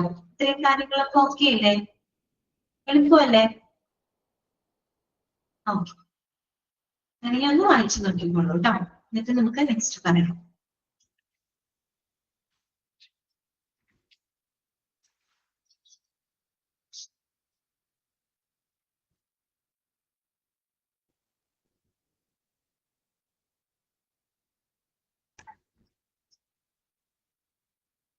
ഓക്കെ, അപ്പൊ നമുക്ക് നെക്സ്റ്റ് കാര്യത്തിലോട്ട് പോവാം. ഇത് നമുക്ക് പഠിക്കാനുള്ളത് HR സ്റ്റാൻഡേർഡ് ക്വസ്റ്റിനെയർ ആണ് കേട്ടോ. HR standard questionnaire. എന്താണ് സ്റ്റാൻഡേർഡ് ക്വസ്റ്റിനെയർ എന്ന് പറയുമ്പോൾ? ക്വസ്റ്റിനെയർ ദാറ്റ് മീൻസ് നമ്മൾ ഒരു ഇന്റർവ്യൂ സമയത്ത് നമ്മളൊരു കാൻഡിഡേറ്റിനെ വിലയിരുത്താനായിട്ട് തയ്യാറാക്കാൻ ഉദ്ദേശിച്ചിട്ടുള്ള ചില ചോദ്യങ്ങൾ അല്ലെ. ക്വസ്റ്റ്യൻസിന്റെ ഒരു മോഡലാണ് എന്ത് സ്റ്റാൻഡേർഡ് ക്വസ്റ്റിനെയർ എന്നതുകൊണ്ട് ഉദ്ദേശിക്കുന്നത് കേട്ടോ. ഇവിടെ നിങ്ങൾ മനസ്സിലാക്കേണ്ടത് എന്താണ് HR സ്റ്റാൻഡേർഡ് ക്വസ്റ്റിനെയർ, എന്തിനു വേണ്ടിയിട്ടാണ് നമ്മൾ അങ്ങനെ ഒരു ക്വസ്റ്റിനെയർ തയ്യാറാക്കുന്നത് അല്ലെ, ഇതിന്റെ പർപ്പസ് എന്താണ്, അത് മാത്രമാണ് നിങ്ങൾക്ക് അവിടെ മനസ്സിലാക്കാനുള്ളൂ. അപ്പൊ നമുക്കത് വായിക്കാം. HR standard questionnaire is a specimen of questions intended to be prepared for evaluating an aspirant during an interview. Underline ചെയ്യാട്ടോ. കറക്റ്റ് ഡെഫിനേഷൻ ആണ് കൊടുത്തിരിക്കുന്നത്. അണ്ടർലൈൻ ചെയ്ത് വെക്കാം. HR standard questionnaire is a specimen of questions intended to be prepared for evaluating an aspirant during an interview. ഒരു interview സമയത്ത് കാൻഡിഡേറ്റ്സിനെ വിലയിരുത്തുന്നതിനായിട്ട് തയ്യാറാക്കാൻ ഉദ്ദേശിച്ചിട്ടുള്ള ചോദ്യങ്ങളുടെ ഒരു മാതൃകയാണ് ഇത് HR സ്റ്റാൻഡേർഡ് ക്വസ്റ്റ്യനെയർ എന്ന് പറയുന്നത്. ഓക്കെ, ഇനി എന്തിനു വേണ്ടിയിട്ട്, എന്തിനാണ് നമ്മൾ അങ്ങനെ ഒരു ക്വസ്റ്റ്യനെയർ തയ്യാറാക്കുന്നത്, അതിന് എന്തെങ്കിലും പർപ്പസ് ഉണ്ടോ എന്നുള്ളതാണ് നോക്കുന്നത്. The HR manager and the administrator may be experienced persons and spontaneous questions based on the line of discussion. Okay, എന്നോട് പറയുന്നത്, അതായത് ഇപ്പൊ ഒട്ടുമിക്ക നമ്മളിപ്പോ കാറ്റഗറി ഒക്കെ പഠിച്ചപ്പോ എല്ലാത്തിനും കോമൺ ആയിട്ട് ആരുണ്ടാവും? HR മാനേജർ ഉണ്ടായിരിക്കും അല്ലെ? ഏത് കാറ്റഗറി ഓഫ് ഇന്റർവ്യൂ നടക്കുമ്പോഴും ഒരാള് കോമൺ ആണ്. ആരാണത്? HR മാനേജർ ആണ് അല്ലെ? ഈ പറയുന്ന HR മാനേജർ അല്ലെങ്കിൽ അഡ്മിനിസ്ട്രേറ്റേഴ്സ് എന്നൊക്കെ പറയുമ്പോൾ അവർ അത്യാവശ്യം എക്സ്പീരിയൻസ്ഡ് ആയിട്ടുള്ള ആളുകളായിരിക്കും. അപ്പൊ അവർക്ക് റാൻഡം ആയിട്ട് സ്പോണ്ടേനിയസ് ആയിട്ട് എന്ത് ക്വസ്റ്റ്യൻസ് വേണമെങ്കിലും അവർക്ക് ചോദിക്കാം. ബിക്കോസ് അവര് എക്സ്പീരിയൻസ്ഡ് ആണ്. പലതവണ ഇന്റർവ്യൂ എന്താണ് ഈ പറയുന്ന ഇന്റർവ്യൂ കോർഡിനേറ്റ് അവർക്ക് ആ ഒരു എക്സ്പീരിയൻസ് ഉള്ളത് കൊണ്ട് തന്നെ അവർക്ക് ആ ഒരു ഡിസ്കഷനെ ബേസ് ചെയ്തിട്ട് ഏത് രീതിയിലുള്ള ക്വസ്റ്റ്യൻസും കാര്യങ്ങളും അവർക്ക് റാൻഡം ആയിട്ട് അവർക്ക് ചോദിക്കാനായിട്ട് സാധിക്കും. പക്ഷേ വേറൊരു കാര്യം എന്താണ്? ദ മാനേജ്മെന്റ് പാനലിന്റെ interview board may not be fully aware of the type of evaluation since they come from different backgrounds, maybe technical, business or any other relevant field. പക്ഷേ നമ്മുടെ മാനേജ്മെന്റ് പാനൽ, അതായത് ഇന്റർവ്യൂ പാനലിലെ മാനേജ്മെന്റ് റെപ്രസെന്റേറ്റീവ്സ് ഉണ്ടായിരിക്കും. Management panel അവരെ സംബന്ധിച്ച് അവരെന്ന് പറയുമ്പോൾ എങ്ങനെ evaluate ചെയ്യണം, അല്ലെങ്കിൽ എങ്ങനെ കാര്യങ്ങൾ അവരോട് ചോദിക്കണം എന്നുള്ളതിനെ പറ്റി അവർക്ക് അധികം അവയർനെസ് ഉണ്ടാകുന്നില്ല. ബിക്കോസ് എന്തുകൊണ്ടാണെന്ന് അറിയോ? അവർ പല പല ബാക്ക്ഗ്രൗണ്ടിൽ നിന്ന് വരുന്ന ആളുകളായിരിക്കും. ആ ഒരു പെർട്ടിക്കുലർ കാറ്റഗറി അല്ലെങ്കിൽ ആ ഒരു ഫീൽഡുമായിട്ട് ബന്ധമുള്ള ആളാണെന്നില്ല. ഓക്കെ, ചിലപ്പോൾ ടെക്നിക്കൽ ആയിരിക്കാം, ചിലപ്പോൾ ബിസിനസ്സോ മറ്റേതെങ്കിലും ഈ റിലവന്റ് ആയിട്ടുള്ള ഫീൽഡിൽ നിന്നുള്ള ആളുകളായിരിക്കും മാനേജ്മെന്റ് പാനലിനകത്ത് വരുന്നത്. അവരെ സംബന്ധിച്ച് അവരൊക്കെ എങ്ങനെ ഇവാലുവേറ്റ് ചെയ്യണം എന്നതിനെ പറ്റി അവർക്ക് ഒരു ഉണ്ടാവണമെന്നില്ല കേട്ടോ. അപ്പൊ അങ്ങനെയുള്ളവർക്ക് വേണ്ടിയിട്ടാണ് നമ്മൾ എന്ത് ശരിക്കും തയ്യാറാക്കുന്നത്? ഈ സ്റ്റാൻഡേർഡ് ക്വസ്റ്റ്യനെയർ തയ്യാറാക്കുന്നത്. ഓക്കെ, അപ്പൊ അതിന്റെ പർപ്പസ് അതാണ് കേട്ടോ. അപ്പൊ നോക്കാം. In this context the ready-made questionnaire will suffice the purpose of the management representative to show his active presence in the interview assessment by asking relevant and professional questions. This will also safeguard the professionalism of the management. രണ്ട് കാര്യങ്ങളുടെ ഇടയിൽ underline ചെയ്യാം. ഒന്ന്, active presence in the interview assessment, അതൊന്ന് underline ചെയ്യാം. രണ്ട്, safeguard the professionalism of the management. ആ രണ്ട് പോയിന്റ് ഒന്ന് അണ്ടർലൈൻ ചെയ്തിരിക്കാം. നിങ്ങളോട് വേണമെങ്കിൽ ചോദിക്കാം, എന്തുകൊണ്ടാണ് ഈ ക്വസ്റ്റ്യനെയർ കൊടുക്കുന്നതിന്റെ പർപ്പസ് എന്താണ് എന്ന് ചോദിച്ചാൽ അതിന്റെ ഉത്തരം അതാണ്. എന്തുകൊണ്ടാണ്? കാര്യം മാനേജ്മെന്റ് റെപ്രസെന്റേറ്റീവ്സിനെ സംബന്ധിച്ച് അവർക്ക് അതിൽ അവയർ ഉണ്ടാവണമെന്നില്ല. അപ്പൊ അവർക്ക് ഈ ഒരു സ്റ്റാൻഡേർഡ് ക്വസ്റ്റ്യനെയർ കൊടുത്തു കഴിഞ്ഞാൽ അത് ഉപയോഗിച്ചുകൊണ്ട് അവർക്ക് ഇന്റർവ്യൂ നടത്തുന്നതിലൂടെ ആ ഒരു ഇന്റർവ്യൂവിൽ അവരുടെ ഒരു ആക്റ്റീവ് പ്രസൻസ്, അവരുടെ ഒരു ആക്റ്റീവ് പാർട്ടിസിപ്പേഷൻ അവർക്ക് ഉറപ്പുവരുത്താൻ സാധിക്കും. അതോടൊപ്പം ആ ഒരു ഇന്റർവ്യൂവിന്റെ പ്രൊഫഷണാലിസം അവിടെ എന്ത് ചെയ്യാൻ പറ്റും? നമുക്ക് പ്രൊട്ടക്ട് ചെയ്യാനായിട്ട് സാധിക്കും അല്ലെ? അപ്പൊ നമുക്കൊന്നും അറിയാത്ത കാര്യങ്ങൾ ചോദിക്കുമ്പോൾ നമ്മള് കാൻഡിഡേറ്റ്സിന് തന്നെ നമുക്ക് ഒരു ഇത് തോന്നും അല്ലെ? മറ്റേ സിനിമ എന്താണ് വാഴന്നൂർ മറ്റൊരു സിനിമയിലെ സുരേഷ് ഗോപിയുടെ സിനിമ, അതിനകത്ത് ഒരു ഇന്റർവ്യൂ നടത്താൻ കണ്ടിട്ടില്ലേ നിങ്ങൾ ആ സിനിമ? ഒരു ടീച്ചിങ്ങിന്റെ ഒരു ഇന്റർവ്യൂ ഇല്ലേ, കണ്ടിട്ടില്ലേ? ഓക്കെ, മറ്റേ സിന്ധു നദിയുടെ സംസ്കാരത്തെ പറ്റി ചോദിക്കുന്നത്. അതുപോലെ പെട്ടെന്ന് അതാണ് ഓർമ്മ വന്നത്. അതായത് നമ്മൾ എന്താണ് ആ ഒരു ഫീൽഡിനെ പറ്റിയിട്ടുള്ള ചോദ്യങ്ങൾ വേണം നമ്മൾ ചോദിക്കാനായിട്ട് അല്ലെ? ഓക്കെ, അപ്പൊ ഈ പറയുന്ന മാനേജ്മെന്റിന് അതിന് അറിവുണ്ടാവില്ലായെങ്കിൽ കുഴപ്പമാണ്. അതുകൊണ്ട് എന്ത് ചെയ്യണം? ഇങ്ങനെയുള്ള ക്വസ്റ്റ്യനെയർ ഉണ്ടെങ്കിൽ അവർക്ക് അവരുടെ ആ ഒരു ആക്റ്റീവ് പ്രസൻസ്, ആ ഒരു പാർട്ടിസിപ്പേഷൻ അവർക്ക് ഉറപ്പുവരുത്താനും പറ്റും. അതോടൊപ്പം ആ ഒരു ഇന്റർവ്യൂവിന്റെ പ്രൊഫഷണാലിസം എന്ത് ചെയ്യാൻ പറ്റും? പ്രൊട്ടക്ട് ചെയ്യാനും സാധിക്കും. രണ്ട് കാര്യങ്ങൾക്ക് വേണ്ടിയിട്ടാണ് നമ്മൾ അവിടെ HR സ്റ്റാൻഡേർഡ് ക്വസ്റ്റ്യനെയർ ഉപയോഗപ്പെടുത്തുന്നത്. മനസ്സിലായല്ലോ? ഓക്കെ, അത്രയും അന്നത്തെ മനസ്സിലാക്കാൻ കേട്ടോ. വേറൊന്നുമില്ല, അങ്ങനെയാണ് ചോദ്യം വരാൻ സാധ്യത കേട്ടോ. ഓക്കെ, ക്ലിയർ അല്ലേ? ഓക്കെ, എന്താണ് നിങ്ങൾക്ക് ബോറടിക്കുന്നുണ്ടോ ക്ലാസ്? ബോറാവുന്നുണ്ടോ ക്ലാസ്? അതാണോ ആരും ഒന്നും റെസ്പോൺസ് ഇല്ലാണ്ടിരിക്കുന്നത്? ഓക്കെ, അപ്പൊ നോക്കാം കേട്ടോ. ഇനി നോക്കുക, specimen of N HR standard questionnaire കേട്ടോ. അപ്പൊ ഇനി നമുക്കൊരു ക്വസ്റ്റിനെയറിന്റെ ഒരു സ്പെസിമെൻ, അതിന്റെ ഒരു മോഡൽ നമുക്കൊന്ന് പരിചയപ്പെടാം കേട്ടോ. ജസ്റ്റ് അറിഞ്ഞിരുന്നാത്തി എന്തൊക്കെ ക്വസ്റ്റ്യൻസ് ആണ് നോക്കിയേ. Kindly describe yourself. മിക്കവാറും എല്ലാ ഇന്റർവ്യൂവിന് പോകുമ്പോൾ നമ്മളോട് ചോദിക്കുന്ന ഒരു കാര്യമാണ് അല്ലെ, self introduction. Introduce yourself, ഒന്ന് ഇൻട്രൊഡ്യൂസ് ചെയ്യാനൊക്കെ ആവശ്യപ്പെടാറുണ്ട് അല്ലെ. അത് തന്നെയാണത്. Kindly describe yourself. പിന്നെ what is the total experience you are having. എനിക്ക് എത്രത്തോളം എക്സ്പീരിയൻസ് ഉണ്ട്. Why are you planning to leave the present company, reasons. നേരത്തെ ജോലി ചെയ്തിട്ടുള്ള ആളാണെങ്കിൽ അവരോട് ചോദിക്കൂ അല്ലെ, എന്തുകൊണ്ടാണ് ആ ഒരു കമ്പനി വിട്ടു പോകുന്നത്, എന്താണ് അതിന്റെ റീസൺസ്. കാഷ്വൽ ആയിട്ടുള്ള കാര്യങ്ങളാണ് അല്ലെ. ഓക്കെ, പിന്നെ why should the company hire you. Are you confident in undertaking this all responsibility. മുഴുവൻ ഉത്തരവാദിത്വം ഒറ്റയ്ക്ക് എടുക്കാൻ നിങ്ങൾ കോൺഫിഡന്റ് ആണോ. അതുപോലെ how long will you stay in our company. ഞങ്ങളുടെ കമ്പനിയിൽ നിങ്ങൾ എത്രത്തോളം കാലം എന്താണ് സ്റ്റേ ചെയ്യും അല്ലെ, ഉണ്ടാവും. അതുപോലെ what is your present salary, what is the expected salary, what is your family background, are you ready to serve anywhere in India. അപ്പൊ വലിയ വലിയ മൾട്ടിനാഷണൽ കമ്പനികളൊക്കെയാണ് ചിലപ്പോൾ പല പല ബ്രാഞ്ചും കാര്യങ്ങളൊക്കെ ഉണ്ടാവും. അപ്പൊ അവരോട് ചോദിക്കാം അല്ലെ, are you ready to serve anywhere in India. ഇന്ത്യയിൽ എവിടെ വേണമെങ്കിലും സെർവ് ചെയ്യാൻ റെഡിയാണോ അല്ലെ. പിന്നെ at short notice will you be able to move from one place to another place അല്ലെ. അതായത് നിങ്ങൾക്ക് ഒരു സ്ഥലത്ത് നിന്ന് മറ്റൊരു സ്ഥലത്തേക്ക് മൂവ് ചെയ്യാൻ നിങ്ങൾ ഓക്കെ ആണോ അല്ലെ. ചിലപ്പോൾ ട്രാൻസ്ഫറും കാര്യങ്ങളൊക്കെ വരുന്ന ജോലിയൊക്കെ ആണെങ്കിൽ ആർ യു ഷോർട്ട് ടെമ്പേർഡ് അല്ലെ, നിങ്ങൾക്ക് പെട്ടെന്ന് ദേഷ്യം വരുന്ന ആളാണോ. അതുപോലെ ആർ യു ടീം പ്ലെയർ അല്ലെ, അതായത് ടീമായിട്ട് ഗ്രൂപ്പ് വർക്കായിട്ട് ഒരു ടീം വർക്കായിട്ടൊക്കെ ചെയ്യുന്ന ജോലികൾ ഉണ്ടാവാം. അപ്പൊ അങ്ങനെയുള്ളൊരു എബിലിറ്റി ഉണ്ടോ എന്നൊക്കെ അറിയാനുള്ള ചോദ്യങ്ങളാണ് അല്ലെ. Are you team player. അതുപോലെ what are your positive things you find in yourself. മിക്കവാറും ഇന്റർവ്യൂവിനൊക്കെ പോകുമ്പോൾ ചോദിക്കാറുണ്ട് അല്ലെ, നിങ്ങളുടെ സ്ട്രെങ്ത് എന്താണ്, നിങ്ങളുടെ വീക്ക്നെസ് എന്താണ് ഒക്കെ ചോദിക്കാറുണ്ട് അല്ലെ. അതിൽ വരുന്ന ഒരു ക്വസ്റ്റ്യൻ ആണത്. What are your positive things you find in yourself, what are the negative things you find in yourself, your hobbies, do you stress during your work സമയത്ത് നിങ്ങൾക്ക് സ്ട്രെസ് ഉണ്ടാവുമോ, do you have any weak points, what is your letter drafting capacity, are you computer literate, computer അറിവുണ്ടോ. ഈ ക്വസ്റ്റ്യൻസുകളാണത്. Any special incidence that you cannot forget in your life. അതുപോലെ any special incident that you cannot forget in your career. Okay, any special incidents that made you feel unheard. Did you receive any appreciation from your reporting officer? Do you believe in a job or a bright career? How long you require to join our organization? ക്വസ്റ്റ്യൻസുകളാണ് അവർ ചോദിക്കുന്നത് അല്ലെ. ഒരു ലൈഫിനകത്ത് നിങ്ങൾക്ക് എപ്പോഴെങ്കിലും നിങ്ങളുടെ ലൈഫിൽ special incident ഉണ്ടായിട്ടുണ്ടോ, മറക്കാൻ പറ്റാത്തത് നിങ്ങളുടെ കരിയറിൽ ഉണ്ടായിട്ടുണ്ടോ, അല്ലെങ്കിൽ നിങ്ങൾക്ക് എന്തെങ്കിലും അപ്രീസിയേഷൻ നിങ്ങളുടെ റിപ്പോർട്ടിംഗ് ഓഫീസറിൽ നിന്ന് ലഭിച്ചിട്ടുണ്ടോ, നിങ്ങളൊരു ജോലിയിലാണോ അല്ലെങ്കിൽ ഒരു കരിയറിലാണോ നിങ്ങൾ കൂടുതൽ വിശ്വസിക്കുന്നത്. അതുപോലെ നിങ്ങൾക്ക് നമ്മുടെ ഓർഗനൈസേഷന് എപ്പോൾ നിങ്ങൾക്ക് ജോയിൻ ചെയ്യാൻ സാധിക്കും. ഈ രീതിയിലുള്ള ക്വസ്റ്റ്യൻസുകളൊക്കെയാണ് അവിടെ നമ്മൾ ഉൾപ്പെടുന്നത്. ഇതൊരു സ്റ്റാൻഡേർഡ് ക്വസ്റ്റ്യന്റെ ഒരു മോഡലാണ് അവിടെ പറഞ്ഞിരിക്കുന്നത് കേട്ടോ. ഓക്കെ, ക്ലിയർ ആണോ?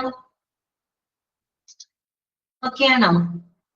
ഓക്കെ, അടുത്തത് നോക്കൂ. ഇന്റർവ്യൂ അസസ്മെന്റ് ഫോം ആണ്. എന്താണ് ഇന്റർവ്യൂ അസസ്മെന്റ് ഫോം എന്ന് പറഞ്ഞാല്, it is the form that is used to evaluate a candidate അല്ലെ ഡ്യൂറിംഗ് ദ ഇന്റർവ്യൂ. ഇന്റർവ്യൂ സമയത്ത് നമ്മളൊരു കാൻഡിഡേറ്റിനെ ഇവാലുവേറ്റ് ചെയ്യാനായിട്ട് ഉപയോഗിക്കുന്ന ഫോം അല്ലെ. അതാണ് എന്ത്, ഇന്റർവ്യൂ അസസ്മെന്റ് ഫോം. ആ ഒരു അസസ്മെന്റ് ഫോമിൽ ഇവർ ഇന്റർവ്യൂ ചെയ്യുമ്പോൾ പല കാര്യങ്ങളും നോട്ട് ചെയ്ത് അതിലൊരു സ്കോർ അവർ രേഖപ്പെടുത്തും. അതിനെ ബേസ് ചെയ്തിട്ടാണ് അവർ എന്ത് ചെയ്യുന്നത്, ഷോർട്ട് ലിസ്റ്റും കാര്യങ്ങളും തയ്യാറാക്കുന്നത്. ഇന്റർവ്യൂ കഴിഞ്ഞിട്ടുള്ള ഷോർട്ട് ലിസ്റ്റ് അതിനനുസരിച്ചിട്ടാണ് തയ്യാറാക്കുന്നത്. ഓക്കെ, അപ്പൊ അതിന്റെ ഒരു ഫോർമാറ്റ് കാണാൻ കൊടുക്കുന്നത് നോക്കാം. ഇന്റർവ്യൂ അസസ്മെന്റ് ഫോം എങ്ങനെയാന്ന് നോക്കിയേ. പൊസിഷൻ അപ്ലൈഡ് ഫോർ, ഏത് പോസ്റ്റിലോട്ടാണ്, നെയിം ഓഫ് കാൻഡിഡേറ്റ്, കാൻഡിഡേറ്റിന്റെ പേര്, എഡ്യൂക്കേഷണൽ ക്വാളിഫിക്കേഷൻ അവരുടെ യോഗ്യത, എക്സ്പെക്ടഡ് സാലറി, അതുപോലെ കറന്റ് ജോബ്, കറന്റ് നിലവിലുള്ള ജോബ് എന്താണ്, കറന്റ് ഡെസിഗ്നേഷൻ നിലവിലുള്ള അവരുടെ പദവി എന്താണ്, കറന്റ് സാലറി എത്രയാണ്, ടോട്ടൽ എക്സ്പീരിയൻസ്, പിന്നെ അവരുടെ കണ്ടോ മറ്റുള്ള ക്വസ്റ്റ്യനിലൂടെ പല കാര്യങ്ങൾ അസസ് ചെയ്യുന്നുണ്ട്. പേഴ്സണാലിറ്റി ഉണ്ടാവും. Language proficiency, response two questions, confidence, technical knowledge, computer knowledge, approach or attitude, any negative marks. ഇത്രയും കാര്യങ്ങളാണ്. ഇതിപ്പോ ഇത്രയും എന്ന് പറയുമ്പോൾ എല്ലാ അസസ്മെന്റ് ഫോമിലും ഇങ്ങനെ ആയിരിക്കണം എന്നില്ല കേട്ടോ. ഒരു അസസ്മെന്റ് ഫോമിന്റെ ഒരു മോഡലാണ്. ഇങ്ങനെയായിരിക്കും ഒരു അസസ്മെന്റ് ഫോമിനകത്ത് ഉണ്ടായിരിക്കുക കേട്ടോ. ചിലപ്പോൾ നിങ്ങളോട് ചോദിക്കാം ഒരു അസസ്മെന്റ് ഫോമിൽ ഉൾപ്പെടുത്തുന്ന കണ്ടന്റുകൾ എന്തൊക്കെയാണ് എന്നൊക്കെ ചോദിക്കുമ്പോൾ നിങ്ങൾക്ക് ഇത് അറിയണം കേട്ടോ. ഓക്കെ അല്ലേ? ഇത്രയും ഭാഗങ്ങളൊക്കെ ഓക്കെ അല്ലേ? അങ്ങനെ നമ്മൾ ആപ്ലിക്കേഷൻ കിട്ടി, അതിന് നമ്മൾ ഷോർട്ട് ലിസ്റ്റ് ചെയ്തു, ഇന്റർവ്യൂ തയ്യാറാക്കില്ല, ഇന്റർവ്യൂ ബോർഡ് മെമ്പേഴ്സിനെ തീരുമാനിച്ചു, ഇന്റർവ്യൂ ഡേറ്റ് ഫിക്സ് ചെയ്തു, കോൾ ലെറ്റർ അയച്ചു, കാൻഡിഡേറ്റിനെ ഇന്റർവ്യൂ ചെയ്തു. ഇത്രയും കാര്യങ്ങൾ കഴിഞ്ഞു. ഇനി ഇന്റർവ്യൂ കഴിഞ്ഞു കഴിഞ്ഞാൽ നെക്സ്റ്റ് സ്റ്റെപ്പ് എന്തായിരിക്കും? ഇന്റർവ്യൂ കഴിഞ്ഞ് നമ്മൾ എന്ത് ചെയ്യും? ഷോർട്ട് ലിസ്റ്റ് ചെയ്യും അല്ലെ? ഷോർട്ട് ലിസ്റ്റ് ചെയ്യും. എന്നിട്ട് എന്തായിരിക്കും ചെയ്യുക? നമ്മൾ അടുത്ത സ്റ്റെപ്പ് എന്തായിരിക്കും? അപ്പോയിന്റ്മെന്റ്. കറക്റ്റ് ആണ്, അപ്പോയിന്റ്മെന്റ് അല്ലെ? അതാണ് ഇനി അടുത്ത സ്റ്റെപ്പ് കേട്ടോ. അപ്പോയിന്റ്മെന്റ് ഉടനടി കൊടുക്കുകയല്ല, അതിന് മുമ്പ് വേറൊരു കാര്യം നമ്മൾ കൊടുക്കും. അതാണ് എന്ത്? Offer of appointment. അതാണ് ഓഫർ ഓഫ് അപ്പോയിന്റ്മെന്റ് കേട്ടോ. അപ്പോയിന്റ്മെന്റിനുള്ളൊരു ഓഫർ നമ്മൾ കൊടുക്കുകയാണ്. ഓക്കെ, അപ്പോയിന്റ്മെന്റ് ഓഫറും അപ്പോയിന്റ്മെന്റ് ഓർഡറും വ്യത്യാസമുണ്ട് കേട്ടോ. അപ്പോയിന്റ്മെന്റ് ഓഫറും അപ്പോയിന്റ്മെന്റ് ഓർഡറും വ്യത്യാസമുണ്ട്. ചിലപ്പോ ചിലർക്ക് അത് അതിനില്ല, ഓർഡറും ഓഫറും സെയിം ആണോ ഒരു സംശയം തോന്നാം. നമ്മൾ പഠിക്കുമ്പോ സംശയം വരരുത്, അതുകൊണ്ടാണ് പറഞ്ഞത്. അപ്പോയിന്റ്മെന്റ് ഓഫറും ഓഫർ ഓഫ് അപ്പോയിന്റ്മെന്റും അപ്പോയിന്റ്മെന്റ് ഓർഡറും തമ്മിൽ വ്യത്യാസമുണ്ട് കേട്ടോ, ചെറിയൊരു വ്യത്യാസമുണ്ട്. അപ്പൊ നോക്കാം, ആദ്യം നമ്മൾ നോക്കുന്നത് അപ്പോയിന്റ്മെന്റ് ഓഫർ ആണ്. നോക്കൂ, the shortlisted aspirants who were called for the interview were highly interviewed by the panel of experts on the interview board. അതെ, ഇന്റർവ്യൂവിൽ വിളിച്ചിട്ടുള്ള എല്ലാ കാൻഡിഡേറ്റ്സിനും എക്സ്പേർട്ട് ആയിട്ടുള്ള നമ്മുടെ ഇന്റർവ്യൂ ബോർഡ് നല്ല രീതിയിൽ തന്നെ അവര് ഇന്റർവ്യൂ ചെയ്യും അല്ലെ? പിന്നെയോ, based on the interview assessment, the aspirants are categorized into, underline ചെയ്ത് വെക്കാം കേട്ടോ. അടുത്ത പറയുന്നത് അണ്ടർലൈൻ ചെയ്ത് വെക്കാം. based on the interview assessment, the aspirants are categorized into 3. മൂന്നായിട്ട് നമ്മൾ കാറ്റഗറി ചെയ്യും കേട്ടോ. ഇന്റർവ്യൂവിനെ ബേസ് ചെയ്തിട്ട്, അസസ്മെന്റിനെ ബേസ് ചെയ്തിട്ട് നമ്മൾ കാൻഡിഡേറ്റിനെ മൂന്നായിട്ടാണ് കാറ്റഗറൈസ് ചെയ്തത്. ഏതൊക്കെയാണെന്ന്? Rejected, on hold, selected groups. ഇതൊക്കെയാണ് rejected, on hold, selected groups. Rejected എന്ന് പറയുമ്പോൾ തന്നെ നമുക്കറിയാം അല്ലെ, എന്താണ്? Not selected for the position. ആ ഒരു പൊസിഷനിലോട്ട് അവരെ നമ്മൾ സെലക്ട് ചെയ്തിട്ടില്ല, അതാണ് റിജക്റ്റഡ് അല്ലെ? നമ്മൾ അവർ പരിഗണിക്കുന്നില്ല, because they are not qualified, so they are not selected for that position. On hold എന്ന് പറയുമ്പോൾ എന്താണ്? ഓൺ ഹോൾഡ് ചെയ്യാന്ന് പറയുമ്പോൾ എന്താണ്? കൺസിഡർ ചെയ്യും അല്ലെ? May be considered later, waiting list, അതായത് വെയിറ്റിംഗ് ലിസ്റ്റ് അല്ലെ? അവരെ നമുക്ക് പിന്നീട് വേണമെങ്കിൽ കൺസിഡർ ചെയ്യാവുന്ന കാൻഡിഡേറ്റ്സ് ഉണ്ടാവും. സെലക്ടഡ് ഗ്രൂപ്പ്സ് അറിയാലോ, that means he selected for that position. അങ്ങനെ 3 കാറ്റഗറി ആയിട്ടാണ് നമ്മൾ അവിടെ തിരിക്കുന്നത് കേട്ടോ. ഓക്കെ, അപ്പൊ ആ കാറ്റഗറി ഒന്ന് നോട്ട് ചെയ്ത് വെക്കാം. ഇനി അതിൽ തന്നെ selected aspirants are graded according to their ranking. ഈ സെലക്ടഡ് കാൻഡിഡേറ്റ്സിൽ തന്നെ നമ്മൾ ആ റാങ്കിങ്ങിനനുസരിച്ചിട്ടാണ് നമ്മൾ അവർക്ക് ഒരു ഗ്രേഡ് നിശ്ചയിക്കുന്നത്. അതിൽ ഏറ്റവും ടോപ്പ് ആയിട്ടുള്ള പെർഫോമൻസ് നടത്തിയ ആൾക്ക് ടോപ്പ് റാങ്ക് ഉണ്ടായിരിക്കും. അങ്ങനെ നമ്മൾ പ്രയോറിറ്റി അനുസരിച്ചിട്ടാണ് അവിടെ ഗ്രേഡ് ചെയ്യുന്നത് അല്ലെ? The rank holders on priority will be issued the offer of appointment for their acceptance. അങ്ങനെ നമ്മൾ പ്രയോറിറ്റിയിലുള്ള റാങ്ക് ഹോൾഡേഴ്സിന് ആണ് എന്തായിരിക്കുന്നത്? ഈ പറയുന്ന അപ്പോയിന്റ്മെന്റ് ഓഫർ അവർക്ക് നമ്മൾ ഇഷ്യൂ ചെയ്യും അല്ലെ? issued the offer of appointment for their acceptance. അവർക്ക് ഒരു അപ്പോയിന്റ്മെന്റ് ഓഫർ ചെയ്യാണ് അല്ലെ? അപ്പോയിന്റ്മെന്റ് അവർക്ക് വേണ്ടിയിട്ട് ഓഫർ കൊടുക്കുകയാണ് അവരുടെ ആക്സെപ്റ്റൻസിന് വേണ്ടിയിട്ട്. ഇനി ശ്രദ്ധിക്കാം, appointment order is issued only after the acceptance of the offer. Underline ചെയ്യാം കേട്ടോ. Appointment order is issued only after the acceptance of the offer. ഈ ഒരു അപ്പോയിന്റ്മെന്റ് ഓഫർ അവർ ആക്സെപ്റ്റ് ചെയ്തിട്ടുണ്ടെങ്കിൽ മാത്രമേ നമ്മൾ എന്ത് ചെയ്യുള്ളൂ? അപ്പോയിന്റ്മെന്റ് ഓർഡർ ഇഷ്യൂ ചെയ്യുള്ളൂ. അപ്പൊ അതിന്റെ ഇത് രണ്ട് വ്യത്യാസമാണെന്ന് മനസ്സിലായല്ലോ. അപ്പൊ അപ്പോയിന്റ്മെന്റ് ഓഫർ നമ്മൾ ഓഫർ കൊടുക്കുന്നതാണ്, വേണമെങ്കിൽ അവർക്ക് അക്സെപ്റ്റ് ചെയ്യാൻ, അല്ലെങ്കിൽ റിജക്ട് ചെയ്യാം, അത് അവരുടെ ചോയ്സ് ആണ്. അതൊരു ഓഫറാണ് നമ്മൾ കൊടുക്കുന്നത്. ആ ഒരു ഓഫർ അവർ ആക്സെപ്റ്റ് ചെയ്തിട്ടുണ്ടെങ്കിൽ മാത്രമാണ് നമ്മൾ എന്ത് ഇഷ്യൂ ചെയ്യുന്നുള്ളൂ? അപ്പോയിന്റ്മെന്റ് ഓർഡർ ഇഷ്യൂ ചെയ്യുന്നത്. സോ അത് വളരെ ഇമ്പോർട്ടന്റ് ആണ്. Appointment order is issued only after the acceptance of the appointment offer. Offer accept ചെയ്തെങ്കിൽ മാത്രമാണ് അപ്പോയിന്റ്മെന്റ് ഓർഡർ നമ്മൾ ഇഷ്യൂ ചെയ്യുന്നത്. അതുപോലെ തന്നെ and after joining the organization, after completing all the joining formalities, അതും ഒന്ന് അണ്ടർലൈൻ ചെയ്ത് വെക്കാം. അതായത് all the joining formalities that should be completed before starting a job. കേട്ടോ, ഒരു ജോലി സ്റ്റാർട്ട് ചെയ്യുന്നതിന് മുൻപായിട്ട് ജോയിനിങ് ഫോർമാലിറ്റീസും കംപ്ലീറ്റ് ചെയ്തിരിക്കണം. ജോയിനിങ് ഫോർമാലിറ്റീസ് എന്തൊക്കെയാണെന്നുള്ളത് നമ്മൾ വരും പേജിൽ പഠിക്കുന്നുണ്ട് കേട്ടോ. അപ്പൊ എന്താണ് joining formalities that should be completed before starting A job കേട്ടോ. ഒരു ജോലി സ്റ്റാർട്ട് ചെയ്യുന്നതിന് മുൻപായിട്ട് എല്ലാ ജോയിനിങ് ഫോർമാലിറ്റീസും കംപ്ലീറ്റ് ചെയ്തിരിക്കണം.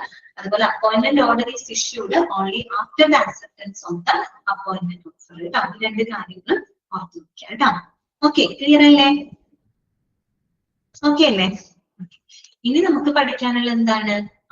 ഓഫർ ഓഫ് അപ്പോയിന്റ്മെന്റിന്റെ ഒരു മോഡൽ നമുക്ക് നോക്കാറുണ്ട്.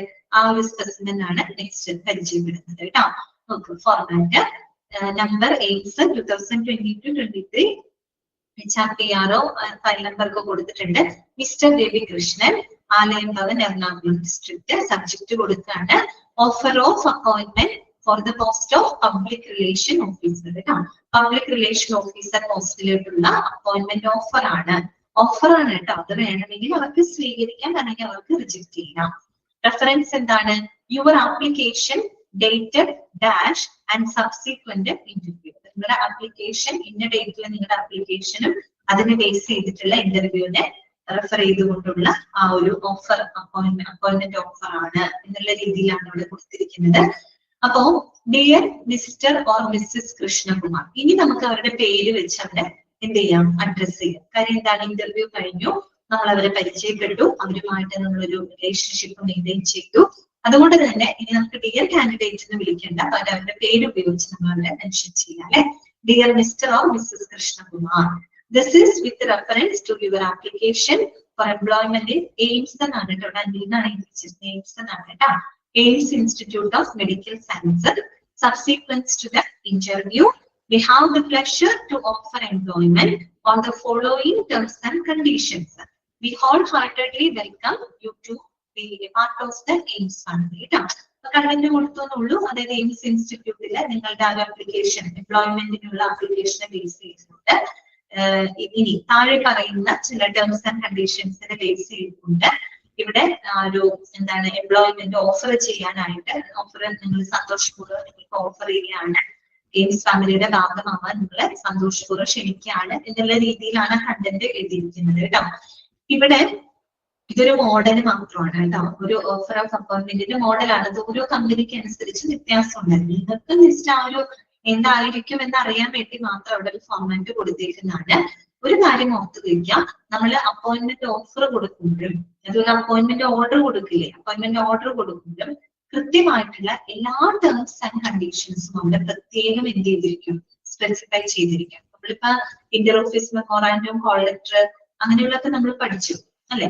പക്ഷെ അതിൽ നിന്നൊക്കെ വ്യത്യസ്തമായിട്ട് അപ്പോയിന്റ്മെന്റ് ഓഫറിൽ, അതുപോലെ അപ്പോയിന്റ്മെന്റ് ഓഫറിൽ മാത്രമല്ല അപ്പോയിന്റ്മെന്റ് ഓർഡറിനകത്തും നമ്മൾ ആ ഒരു സ്ഥാപനത്തിന്റെ ടേംസ് ആൻഡ് കണ്ടീഷൻസ് ഉണ്ടല്ലോ, അത് കൃത്യമായിട്ട് അക്കമിട്ട് അതിനകത്ത് രേഖപ്പെടുത്തും കേട്ടോ. അപ്പൊ നമുക്ക് ആ ഒരു മോഡലിൽ പഠിക്കുമ്പോൾ തന്നെ നോക്കിക്കേ, അതിനകത്ത് ഒരു ശരിക്കും പറഞ്ഞാൽ 19 അല്ലെ, 19ഓളം ടേംസ് ആൻഡ് കണ്ടീഷൻസ് അവിടെ ഉൾപ്പെടുത്തിയിട്ടുണ്ട്. ഇതൊരു മോഡലാണ് കേട്ടോ. അത് ഓരോ കമ്പനിക്ക് അനുസരിച്ച് വ്യത്യാസം ഉണ്ടാവും. അപ്പൊ അതാണ് അവിടെ പറഞ്ഞിരിക്കുന്നത്. ജസ്റ്റ് നമുക്ക് അതൊന്ന് വായിച്ചു നോക്കാം. ഒന്നാമത്തെ കാര്യം, the appointment terms and conditions ആണ് ഇനി അവിടെ സ്പെസിഫൈ ചെയ്തിരിക്കുന്നത്. The appointment will be effective from the date of joining our organisation എന്നാണ് ആ ടേംസിൽ പറഞ്ഞിരിക്കുന്നത്. കാര്യം നമ്മൾ എല്ലാ ടേംസ് ആൻഡ് കണ്ടീഷൻസ് പറഞ്ഞിട്ടാണ് അവർക്ക് ഓഫർ കൊടുക്കുന്നത്. കാര്യം എല്ലാം അവരോട് പറയണം. എന്നിട്ട് ആ ടേംസ് ആൻഡ് കണ്ടീഷൻസ് വായിച്ച് നോക്കി അവര് സാറ്റിസ്ഫൈഡ് ആണെങ്കിൽ മാത്രം അവരത് ആക്സെപ്റ്റ് ചെയ്താൽ മതി. ഓക്കെ, അല്ലെങ്കിൽ അവർക്കത് റിജക്ട് ചെയ്യാം. സോ എല്ലാം നമ്മൾ എന്ത് ചെയ്യണം? അവിടെ ടേംസ് ആൻഡ് കണ്ടീഷൻസ് കൃത്യമായിട്ട് അവിടെ സ്പെസിഫൈ ചെയ്തിരിക്കണം. അപ്പൊ ഒന്നാമത്തെ ഇതാണ്, appointment will be effective from the date of joining our organisation. അതായത് ആ സ്ഥാപനത്തില് ജോയിൻ ചെയ്യുന്ന ഡേറ്റ് തൊട്ട്, ആ ഡേറ്റ് തൊട്ടാണ് ആ ഒരു അപ്പോയിന്റ്മെന്റ് അവിടെ എന്താവുന്നത്? ഇഫക്റ്റീവ് ആവുന്നത്, അതായത് പ്രാബല്യത്തിന് വരുന്നത്. ഓക്കെ, രണ്ടാമത്തത്, you will have to submit a joining order accepting the terms and conditions of employment on the date of joining. അതായത് അതും വാങ്ങും. അതായത് നമ്മൾ ആ ഒരു ജോയിനിങ് ഡേറ്റില് ഈ എംപ്ലോയ്മെന്റുമായിട്ട് ബന്ധപ്പെട്ട എല്ലാ ടേംസ് ആൻഡ് കണ്ടീഷൻസ് ആക്സെപ്റ്റ് ചെയ്തുകൊണ്ടുള്ള ജോയിനിങ് ഓർഡർ ആ ജോയിനിങ് ഡേറ്റിൽ നിങ്ങൾ സബ്മിറ്റ് ചെയ്യേണ്ടതായിട്ടുണ്ട് എന്നാണ് പറയുന്നത്. ഈ ഓഫറിൽ നമ്മൾ കുറെ കാര്യങ്ങൾ കൊടുക്കുന്നുണ്ടല്ലോ, ടേംസ് ആൻഡ് കണ്ടീഷൻ, അത് ആക്സെപ്റ്റ് ചെയ്തുകൊണ്ട് അവര് അതിന് ആക്സെപ്റ്റ് ചെയ്തുകൊണ്ട് ജോയിനിങ് ഓർഡർ കേട്ടോ, ആ ഒരു ജോയിനിങ് ഓർഡർ ജോയിൻ ചെയ്യുന്ന ഡേറ്റിൽ നിങ്ങൾ സബ്മിറ്റ് ചെയ്യേണ്ടതായിട്ടുണ്ട്. അതുപോലെ you will be initially designated as dash in the department of dash and shall be reporting to the chairman to head of the department dash. അതായത് ആ post ഇവിടെ പറയും, ഇപ്പൊ നിങ്ങൾ ഇനീഷ്യലി ഡെസിഗ്നേറ്റ് ചെയ്യുന്നത് ഇന്ന ഡിപ്പാർട്ട്മെന്റിന് ഇന്ന പോസ്റ്റിലോട്ടാണ്.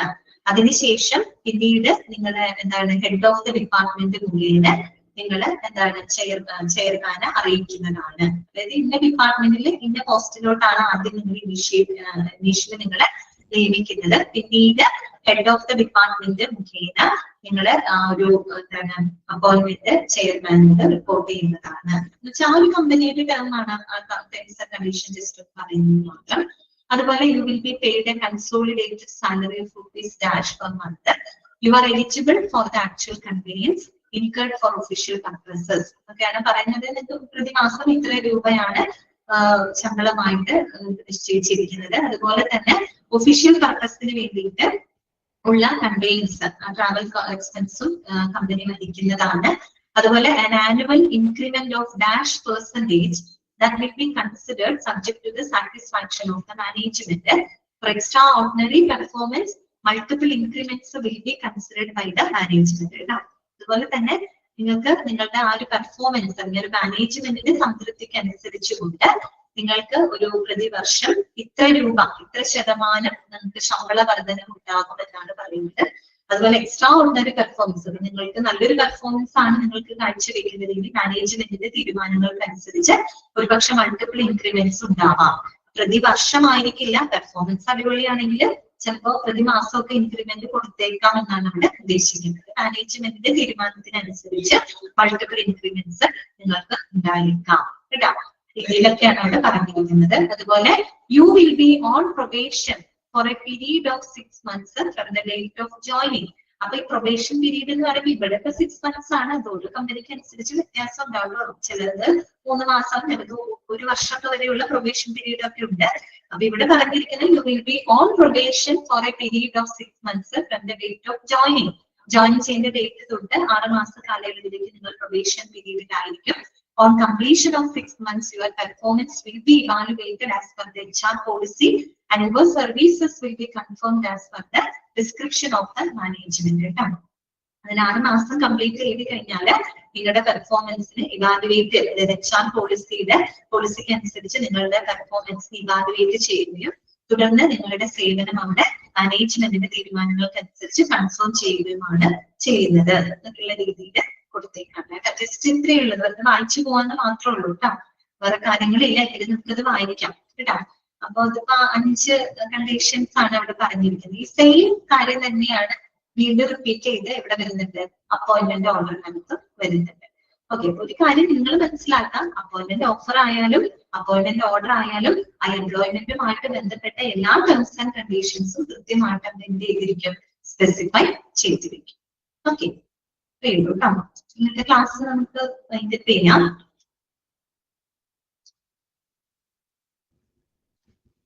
അൺമ്യൂട്ട് ചെയ്തിട്ടുണ്ട് കേട്ടോ. എന്തെങ്കിലും ഡൗട്ട്സുകൾ ഇന്നത്തെ ക്ലാസ്സിലുണ്ടെങ്കിൽ ചോദിക്കും. ഇതില് ഇങ്ങനെയുള്ള ടേംസ് ആൻഡ് കണ്ടീഷൻ അതിനൊന്നും ക്വസ്റ്റ്യൻസോ കാര്യങ്ങളോ അങ്ങനെയൊന്നും ചോദിക്കില്ല കേട്ടോ. ജസ്റ്റ് ഒരു മോഡൽ അറിയാൻ വേണ്ടി മാത്രം കൊടുത്തു എന്നുള്ളൂ.